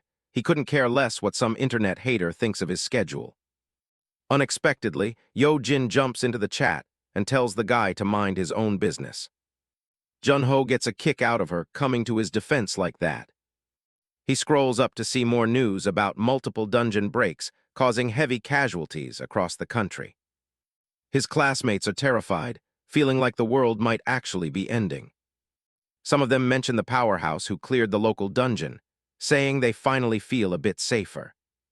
Junho realizes things are getting way worse than he thought and resolves to keep his new, happy life safe. He thinks back to the battle, regretting that he missed his chance to finish off one of the mutants. Somewhere far away, a monster lets out a massive sneeze out of nowhere. A dark-armored figure wonders why a sudden chill just ran down its spine. The next day, Junho heads to the Central Exchange to sell off some more loot. He spots Yang Seola, who's already back on the job despite the bandages on her face. An arrogant woman in a suit mocks her for coming to work before she's even healed. Seola insists she's fine, but the woman claims she's just desperate to see her little boyfriend, Junho. Seola tries to deny it, but she's clearly flustered by the accusation. The woman scoffs, saying it's pathetic that she'd fall for a petty thief like him. Seola snaps back, telling her to watch her mouth because Junho isn't that kind of person. The woman just smirks, calling him trash, and insisting there's no way a one-star could get high-grade gear legally. Suddenly, a wave of dark pressure hits her, and she nearly doubles over in terror. Junho steps into view, looking bored by all the trash talk he just overheard. The woman falls to the ground, terrified by the overwhelming atmosphere he's putting off. She stammers his name, completely shocked that he's actually standing right there. Getting her ego back, she screams at him for using magic inside the exchange and calls for security. Seola is panicked, begging him to leave before the guards show up. She warns him that the higher-ups at the exchange aren't a joke, and he'll be in serious trouble. A group of guards comes rushing down the hall, their footsteps echoing through the room. Mr. Wang steps forward, demanding to know who's dumb enough to cause trouble in his building. The arrogant woman smirks, thinking Junho is finally going to get what's coming to him. Junho stares down the manager, asking if he's the one responsible for digging into his past and labeling him a thief. Mr. Wang doesn't back down, telling Junho that whether the charges are false or not, he knows the truth of his own actions best. He sneers that a low-ranking hunter like Junho has no right to interrogate him, as guards begin to close in. Unfazed, Junho pulls out a sleek VIP black card and asks if this is how the Central Exchange typically treats its elite customers. The sight of the card sends the guards into a panic, and they scramble to stop their advance before they make a huge mistake. Mr. Wang and his colleague are absolutely floored, unable to comprehend how a trash hunter could possess such a prestigious card. Junho smirks, realizing that the gift from Mayor Cha Dongmyung carries far more weight than he initially expected. He mocks Mr. Wang's earlier arrogance, suggesting that if he's so good at background checks, he should figure out the card's origin himself. Suddenly terrified of the implications, Mr. Wang orders the woman to watch Junho while he steps away to make an emergency call. Outside the VIP area, a crowd gathers as guards block off the entrance to keep the growing tension from spilling out. On the other end of the line, the official from HQ is furious, demanding to know why Wang is harassing the owner of the card he personally issued. Mr. Wang is dripping with sweat, desperately trying to explain it away as a minor misunderstanding. The official screams that he spent a massive amount of effort building goodwill with Junho, only for Wang to ruin it in minutes. He slams his desk in a rage, calling Wang an idiot, and promising to arrive at the exchange immediately to handle the situation. Left trembling in the hall, Mr. Wang wonders what kind of incredible monster he's accidentally offended. He realizes his only hope is to contact his own superior and mention the rare fighter set to try and salvage his position. He prays that once his boss arrives to mediate, even the mayor won't be able to stay angry for too long. Junho and Seola are just hanging out in the waiting room of the Central Exchange, waiting for the higher-ups to show. Suddenly, Mayor Cha Dongmyung and his high-level bodyguard come sprinting through the lobby like it's a marathon. Junho looks up, wondering why these two big shots are making such a frantic entrance. Seola recognizes them instantly and asks Junho if he actually knows the mayor personally. The VIPs aren't there for a friendly visit, though. They look absolutely livid as they confront the exchange staff. The employee who was just acting all high and mighty looks like she's about to faint under the mayor's glare. Her boss isn't doing much better, practically collapsing as he realizes their careers are toast. He starts muttering about being completely ruined, while his subordinate watches in sheer terror. The mayor wipes his brow and asks Junho if he'll accept an apology, but Junho knows these types never truly change. Since an apology won't cut it, the mayor orders the two staff members to pack their bags and get out immediately. They're left in shock, realizing their elite status just vanished because they picked the wrong person to insult. The manager snaps, lashing out at his subordinate and blaming her for the mess they both made. Cha Dongmyung is done with the drama and calls for security to drag them out of the building. With the trash taken out, it's time for some actual VIP treatment in a private lounge. They settle in for tea, with Seola serving the group as things finally calm down. She's just relieved that Junho's impression of the exchange wasn't completely trashed by those two jerks. Watching them chat, she's amazed at how a teenager can talk so casually with such powerful figures. The mayor tells Seola she's had a rough time too, and promises the exchange will fully support her career from now on. She turns bright red, stuttering out a thank you while promising to work harder than ever. Junho plays it cool, apologizing for making the mayor come all the way out there for a minor dispute. Cha Dongmyung laughs it off, saying anything that concerns Junho concerns the city, then asks if any rare loot caught his eye. Junho takes the opening to ask if they've ever heard of something called End Times Remains. The mayor just looks confused, clearly having never heard the term before. Even Yoon Doyoung is stumped, confirming that this isn't exactly common knowledge among hunters. Junho laughs it off as a random internet curiosity, so he doesn't raise any more eyebrows. Later that night, he pulls out the skill book Yo-Jin gave him to see what he can do with it. The book is Spirit Extraction, a standard mage skill for recovering MP during battle. He wonders what kind of dark magic it'll turn into once he applies his system's corruption. He activates Spirit Infusion, and the book is consumed in a blinding flash of energy. The skill transforms into Joining the Darkness, which lets him turn residual dark power from those remains into permanent stats. Jun-Ho lets out a big yawn, figuring that since the remains aren't around yet, he can just relax for now. The next day, the two of them saw Mayor Cha off at the city gates, and the old man didn't forget to invite them back whenever they liked. Having said that, he pulled out a teleportation scroll and activated it. The two watched as a massive pillar of light shot old man Cha straight into the sky, hurtling toward his destination. With everything settled, Jun-Ho suggested they grab a bite to eat at his place. They arrive at the luxury villa, which looks more like a mansion than a temporary residence. Jun-Ho is genuinely shocked that the city just gave him a place this fancy right off the bat. Do-young explains that Jinyu City gives special treatment to anyone fourth advancement or higher, and even offers to find another place so Jun-Ho isn't crowded. Jun-Ho tells him not to worry about it, casually mentioning he'll just buy the house next door eventually. Do-young offers to lend him money if he ever needs it, thinking Jun-Ho might be struggling. Jun-Ho just smirks, knowing the mountain of crystals he's got stashed away could buy a whole block of these villas. He takes a drink, deciding there's no need to rush into spending his fortune just yet. Jun-Ho is fully embracing the luxury life, just chilling with a drink in his fancy new villa. Yoon Do-young mentions that the place even comes with its own private chef, who's already on his way over. Just as they're settling in, Do-young's phone starts buzzing with a call he can't exactly ignore. It's Mayor Jang Huyol on the line, and he sounds like he's got some serious business to discuss.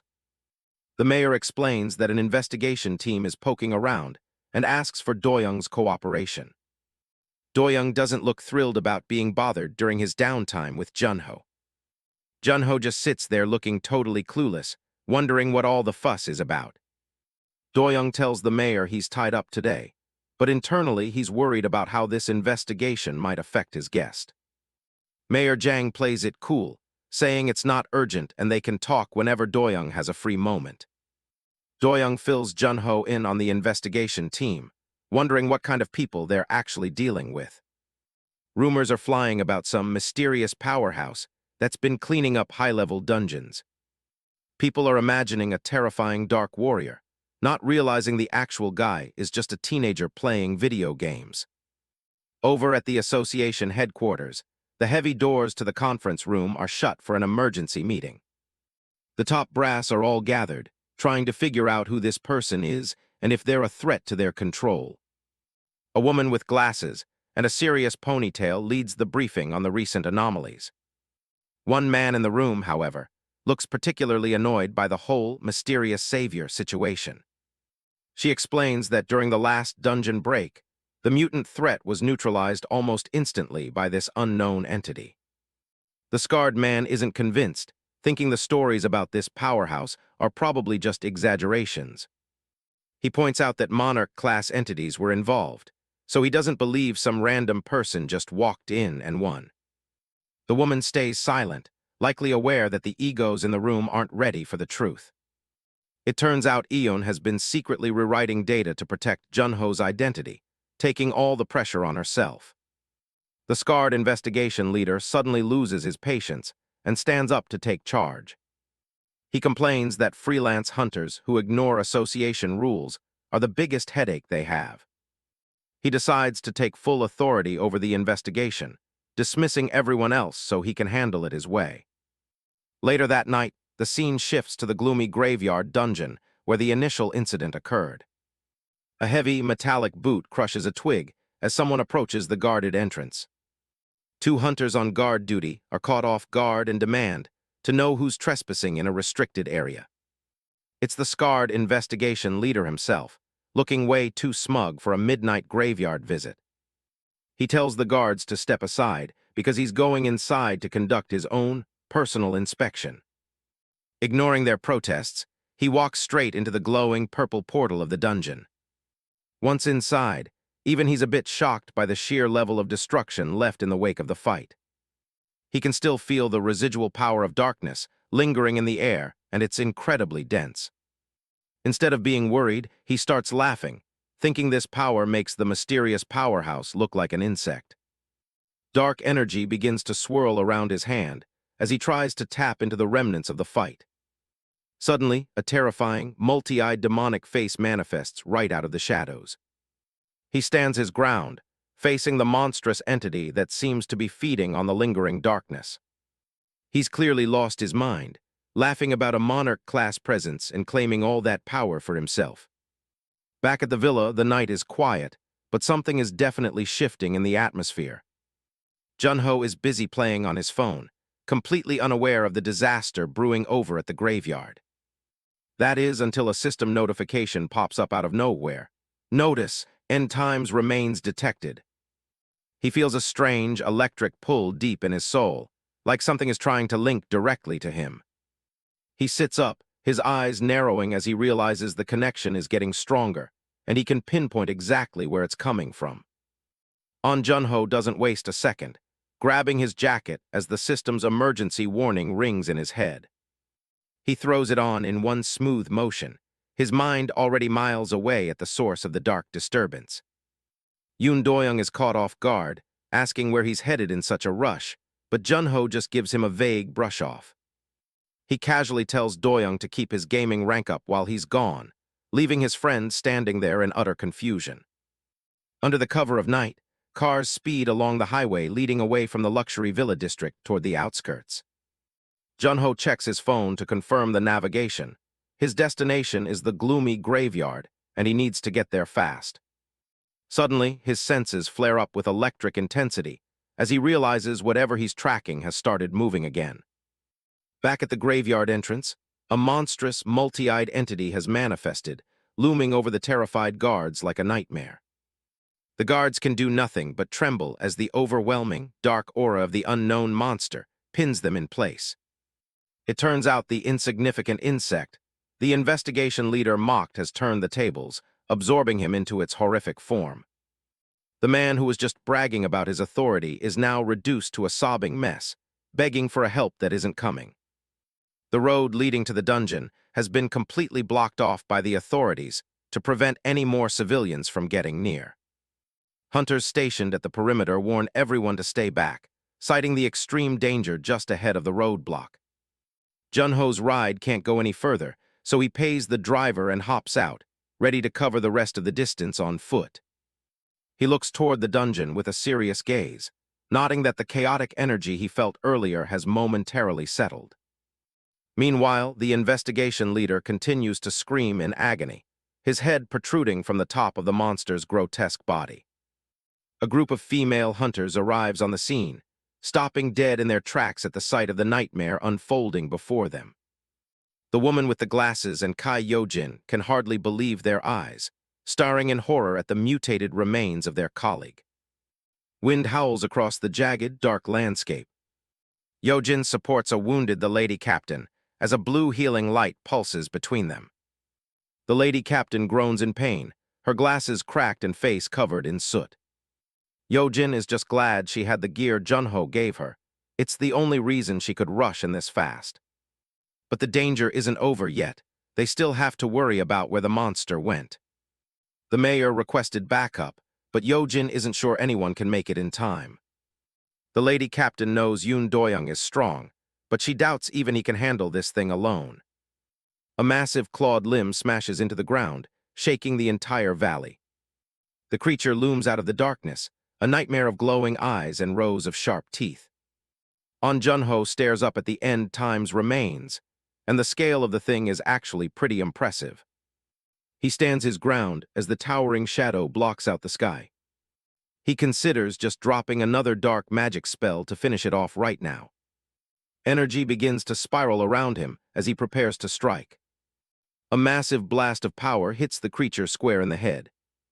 He activates a hexagonal barrier just as the monster's massive teeth snap shut.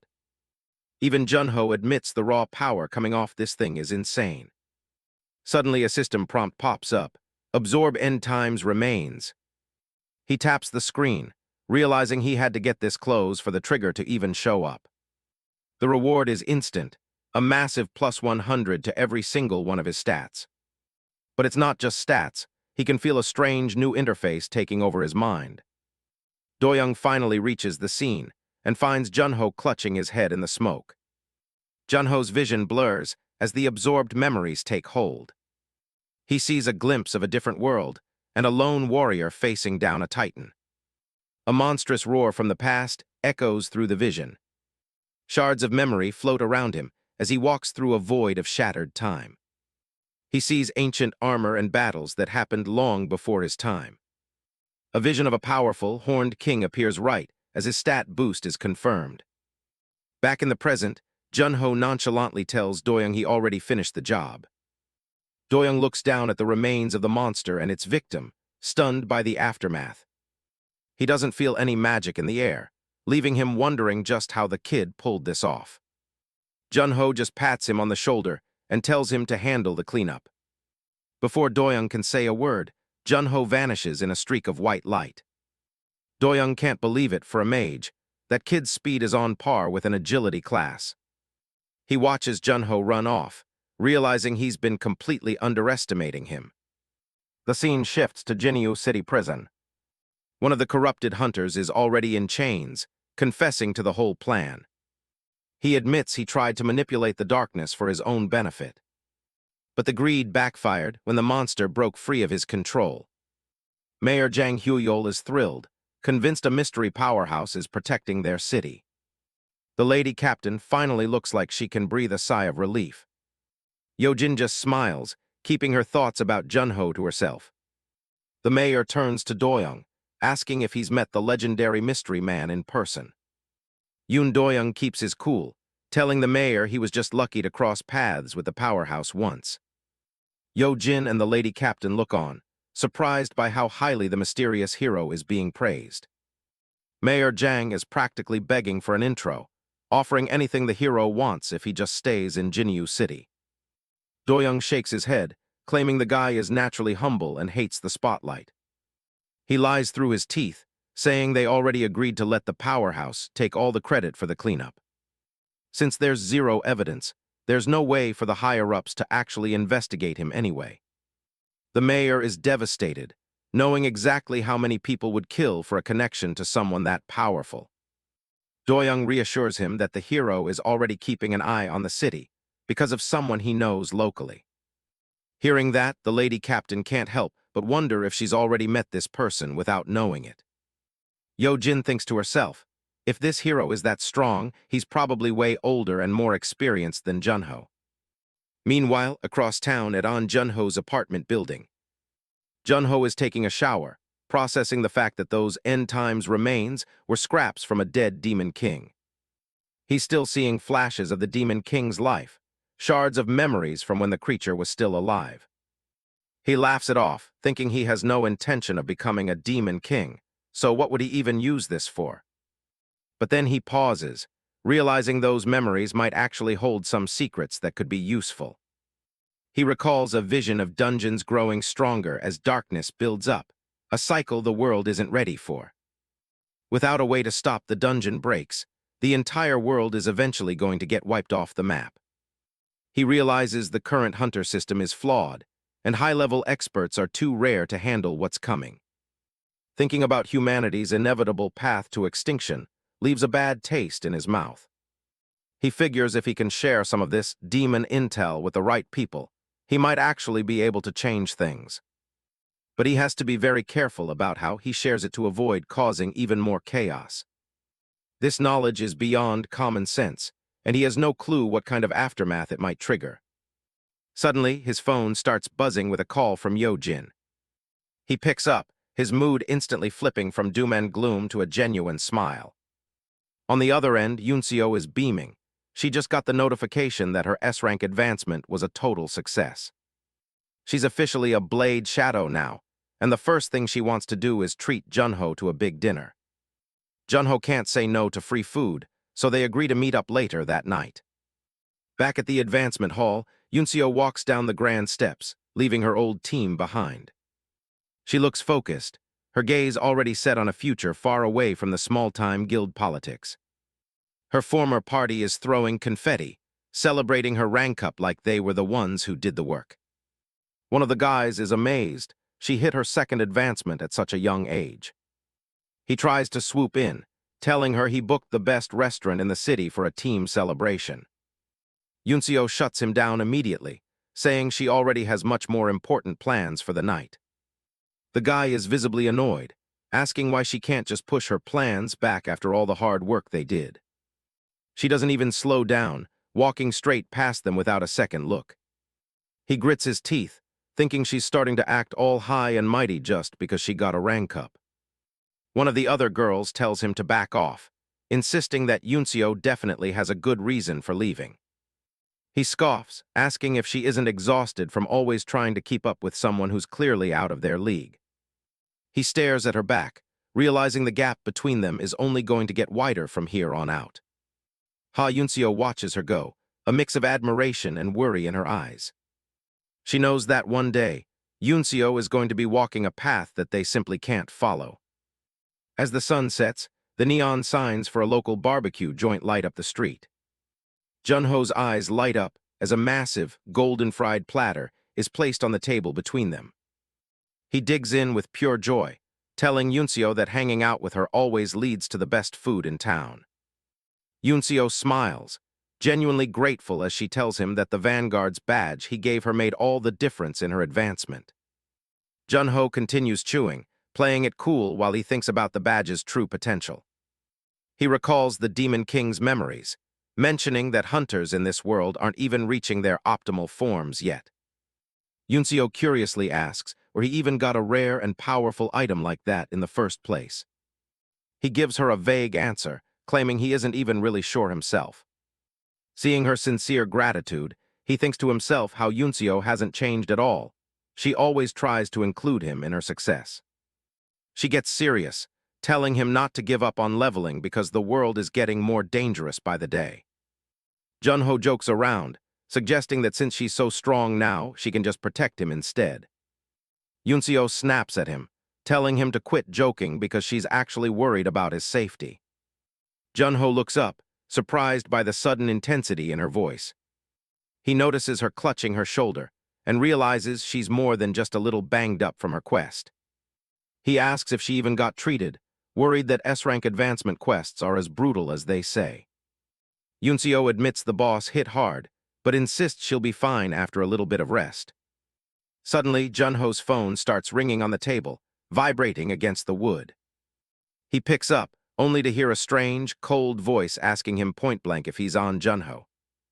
On the other end, a shadowed figure demands to know where he got the Vanguard's badge.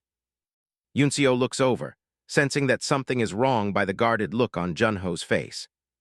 He tells her it's just some guy with an attitude problem, demanding info he has no right to. Yunseo's heart sinks. She wonders how anyone else could even know about the badge when she's never told a soul.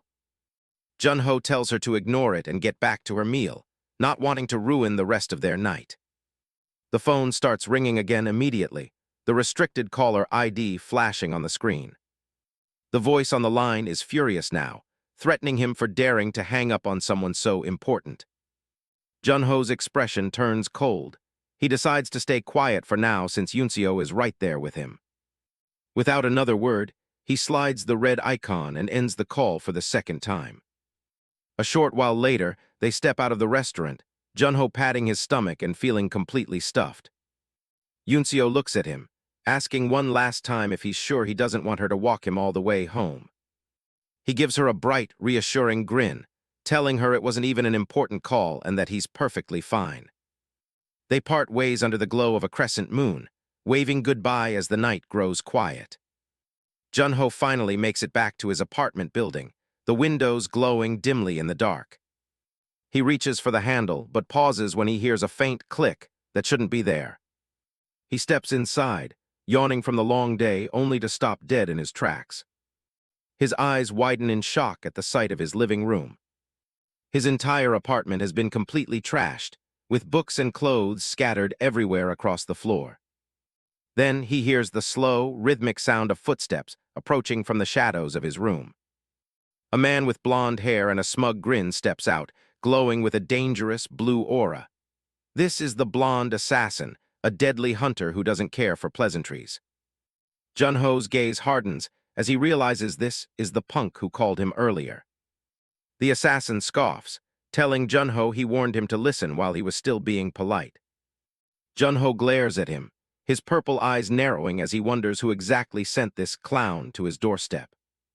The assassin laughs, looking down on Junho as nothing more than trash who barely awakened, demanding to know why he thinks he deserves respect. While the blonde guy talks, an assassin suddenly drops down from the ceiling right behind Junho's head. The masked assassin doesn't waste a second, lunging at Junho with lethal intent. But Junho's faster, catching the killer's arm with ease as a shockwave ripples through the room.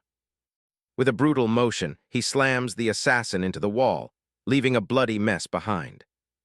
The blonde intruder can only stare in horror, cold sweat pouring down his face. Junho stands over the fallen man, adjusting his jacket and telling the blonde guy that if he wants to question a powerhouse, he should start by minding his manners. The guy is losing it, unable to wrap his head around how a supposed one-star could be this strong. He realizes with a shock that Junho, a mage, just took down a 3-star assassin with nothing but his bare hands. Junho feels the power surging through him. That massive stat boost means he can handle almost anything without even needing to cast a spell. His eyes are cold as he locks onto his next target. Terrified, the blonde guy decides that fighting is a lost cause and turns to bolt for the exit. He makes a desperate leap for the window, hopping to escape into the night. He doesn't even make it halfway before a foot catches him squarely in the back. Junho's hand shoots out, snatching the intruder's leg out of the air like it's nothing. A second later, the guy is dangling upside down outside the apartment, staring at the long drop below while Junho looks on with boredom. Junho takes a look at the absolute wreck his apartment has become. He's not in a forgiving mood, telling the intruder that nobody is leaving until the mess is cleaned and the bookshelf is paid for. Not long after, the two tough guy intruders are stripped to their shorts and forced to scrub the floor while Junho watches. With his arms crossed, Junho gets straight to the point. He wants to know exactly who sent them. Shaking and bruised, the blonde guy spills everything, naming Jo Sung-hoon from the Lion of Purge Guild as the mastermind. The name rings a bell. Junho remembers him as the arrogant guy who's always hovering around Yunseo. Since Jo Sung-hoon wanted to play dirty, Junho decides it's only fair to pay him back with a little dark magic he's been dying to test.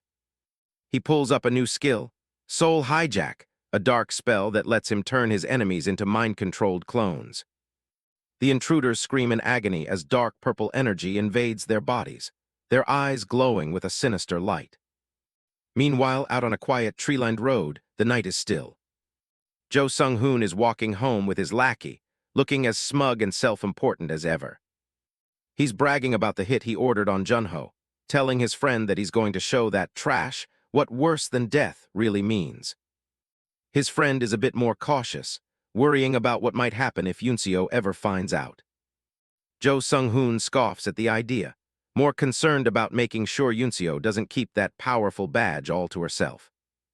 The lackey is still on edge, pointing out that their plan for her advancement quest didn't exactly go according to script. In his head, Jo Sung-hoon was supposed to be the hero, unleashing a boss to scare her so he could save her at the last second. He's still fuming about the fact that she managed to kill the boss on her own, even after she got injured. Their conversation is cut short when a dark figure steps out from the shadows ahead of them. It's the blonde intruder, his eyes glowing with an unnatural burning light. Jo Sung-hoon is startled but quickly regains his composure, demanding to know if the job is done. The clone speaks with a voice that isn't quite his own, asking if Yunseo's injury was all part of Jo Sung-hoon's pathetic plan. Both men freeze, the realization of what they're facing starting to sink in. Jo Sung-hoon's arrogance flares up again as he grabs the guy, yelling at him for daring to talk back. Suddenly, blood sprays across the scene in a violent arc. The clone's eyes flare with a demonic orange glow as he prepares to strike again. Jo Sung-hoon and his lackey are caught in a whirlwind of dark energy and razor-sharp attacks. The blonde clone towers over them, a puppet being moved by a much more powerful hand. Back at his apartment, Junho's eyes glow with a cold, purple light as he declares that anyone who hurts Yunseo is already a dead man, and he's going to make sure their end is anything but quick. The blonde clone continues to channel Junho's dark magic, his body crackling with purple and black energy. He seizes Jo Sung-hoon and his lackey, the dark energy binding them as they scream in terror. A massive pillar of dark energy erupts, consuming everything in a violent, bloody swirl.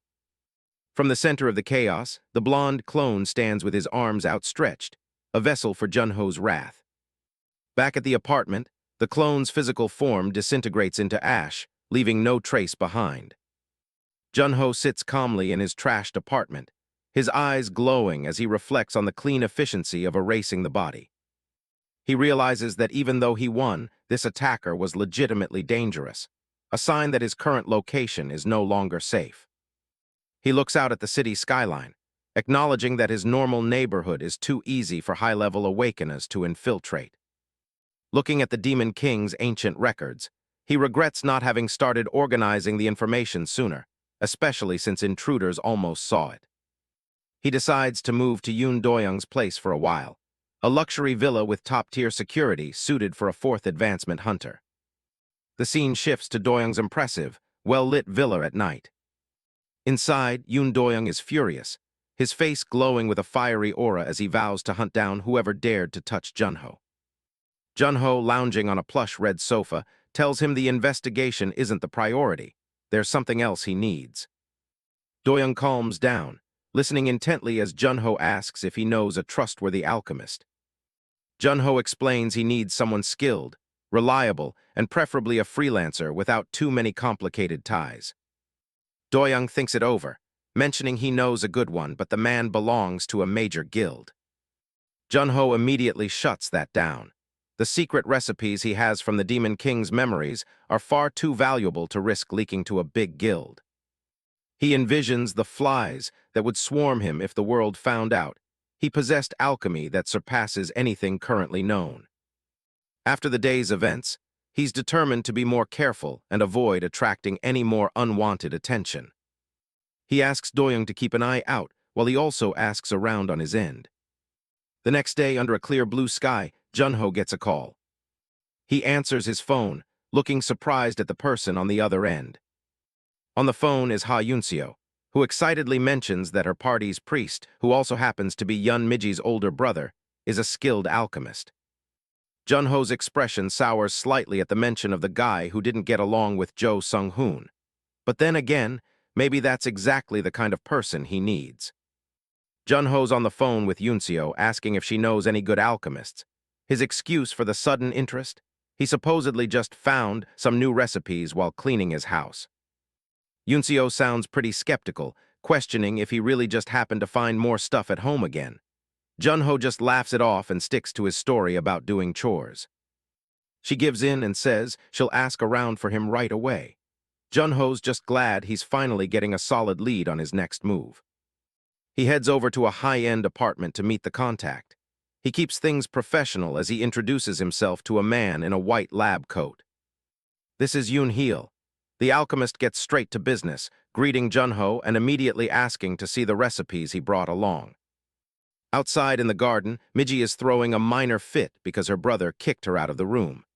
Yunseo tries to calm her down, but she's just annoyed she didn't get to hang out with Junho. A work in progress sign hangs on the door while the meeting continues in private. Back inside, Heel is carefully reviewing the papers. He notes that while the ingredients are ordinary, the method is incredibly complex, and he asks what the potion is actually supposed to do.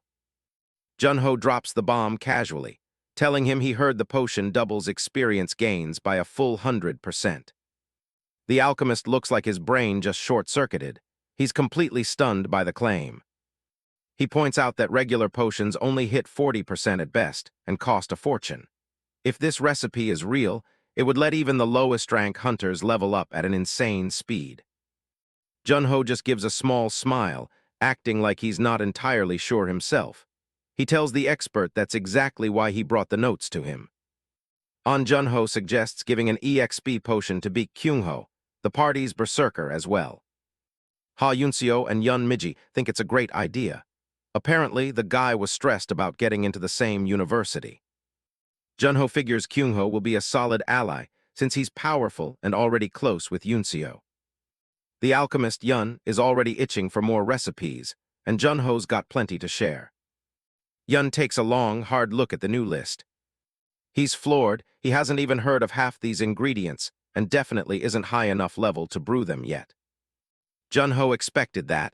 Recipes from another world were never going to be simple. Yunseo suggests they all head out on a group hunt once the first batch is finished. She grabs Junho's shoulder, making it clear he's not getting out of this. Junho tries to protest being dragged along, but Yunseo says the guilds already handled the permits. They plan to spend the next week brewing and meet up on Monday. Junho realizes no one's actually listening to his objections. Monday rolls around. Junho waiting at the meetup spot when the girls finally show up. A bus full of students drives past the sidewalk. Some of his old classmates spot him through the window. They immediately start talking trash, assuming he's just there to run errands or get himself killed. They decide he's not worth the breath and tell each other to get some sleep while the bus keeps moving. The line at the dungeon entrance is absolutely massive. The students get off the bus and can't believe how crowded it is. One of them asks Yo-Jin when it'll be their turn, but she says they're looking at a 2-hour wait. She reminds him that being Class 2 and getting an early slot at all is actually lucky. The student does a double take when he sees someone familiar up ahead. It's Junho's group, looking like a high-rank raiding party. They walk straight into the portal, leaving the angry student complaining about the line cutters. Yo-Jin explains that they're with the Lion of Purge and heading for the deeper layers. The student throws a fit, convinced Junho's just going to get beaten to death by trash mobs. A dark figure looms behind him, asking if that girl was really the top-ranked Ha Yunseo. He stammers out a nervous confirmation. A squad of elite hunters appears, led by a guy in black and red plate armor. The group heads toward the dungeon as the crowd parts for them. The student is still annoyed by their attitude until a girl stops him.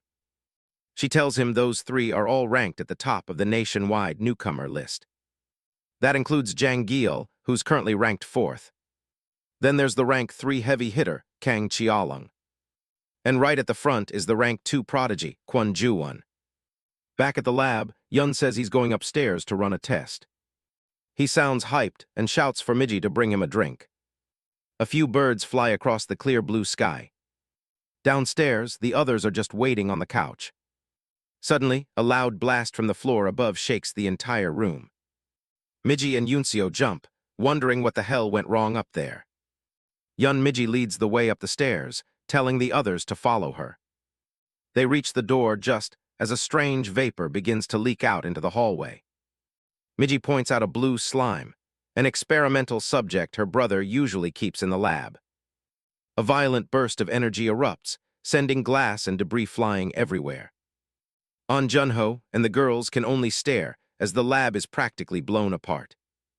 In the middle of the wreckage, Yun is laughing like a maniac, shouting that he finally hit a 100% success rate. He's completely unhinged, obsessed with the fact that he's brewed a perfect potion. Miji and Ha Yunseo look at each other, totally lost as to what's gotten into him. Yun finally notices Junho standing there and calls him over. He lunges forward and grabs Junho by the shoulders, vibrating with excitement as he explains the slime's EXP boost was off the charts. Junho smirks to himself, glad to see the high-level recipes from his old world are working perfectly. To demonstrate his new power, Yun launches a fireball that's noticeably more intense than usual. Miji starts scolding him for trashing the place, while Yun just does a victory pose in the background. The chaos eventually dies down, leaving a peaceful afternoon sky.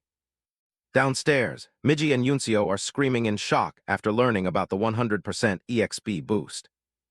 Junho just sits there with a satisfied grin, watching their reaction. Yun quickly shushes them, warning that this kind of secret could put a target on their backs. He asks Junho what the plan is, suggesting they could make a fortune if they sold the recipe. Junho goes quiet, his purple eyes reflecting a cold calculation. His moment of thought is broken by a sudden vibration on his wrist. He pulls out his phone and sees he's been tagged in a new message. It's an announcement from Kai Yojin in the class group, chat about a mandatory dungeon raid for all third years. The chat is a mess, with students panicking about failing their college entrance exams if they don't level up soon. Everyone is complaining about the overcrowding in dungeons and the total lack of EXP potions on the market. Junho rubs his chin, realizing he's just gained a massive strategic advantage. He decides that his close friends will be the only ones getting the potions for now. Miji leans in with a big smile, asking if she's officially made it into his inner circle. When he confirms it, she's over the moon, declaring that she and Yunseo will serve as his personal bodyguards. Junho knows that once the word gets out, lowlives like Jo Sung-hoon will come crawling out of the woodwork. He envisions himself as a leader in the shadows, deciding to focus on strengthening his allies so they can deal with any pests. With a chillingly calm expression, he resolves to deal with anyone who dares to cross him.